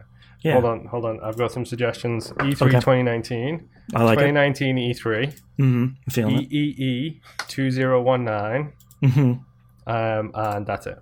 And the Electronic Entertainment Expo 2019, the year of our Lord. Moon, you actually said something, and I almost wrote it down, and then I had to out of we don't need titles, but it was E3 related, so I still almost wrote it down. Well, we had some good titles in here. Little bonuses for everyone who listens to the whole thing. All right. Thank you very much, everyone, for listening and watching. Thank you so much, everyone, for coming and hanging out and chatting with us. Always appreciate it. We hope we'll see you next week. Bye. Bye. I'm going to bed. And we can stop recording.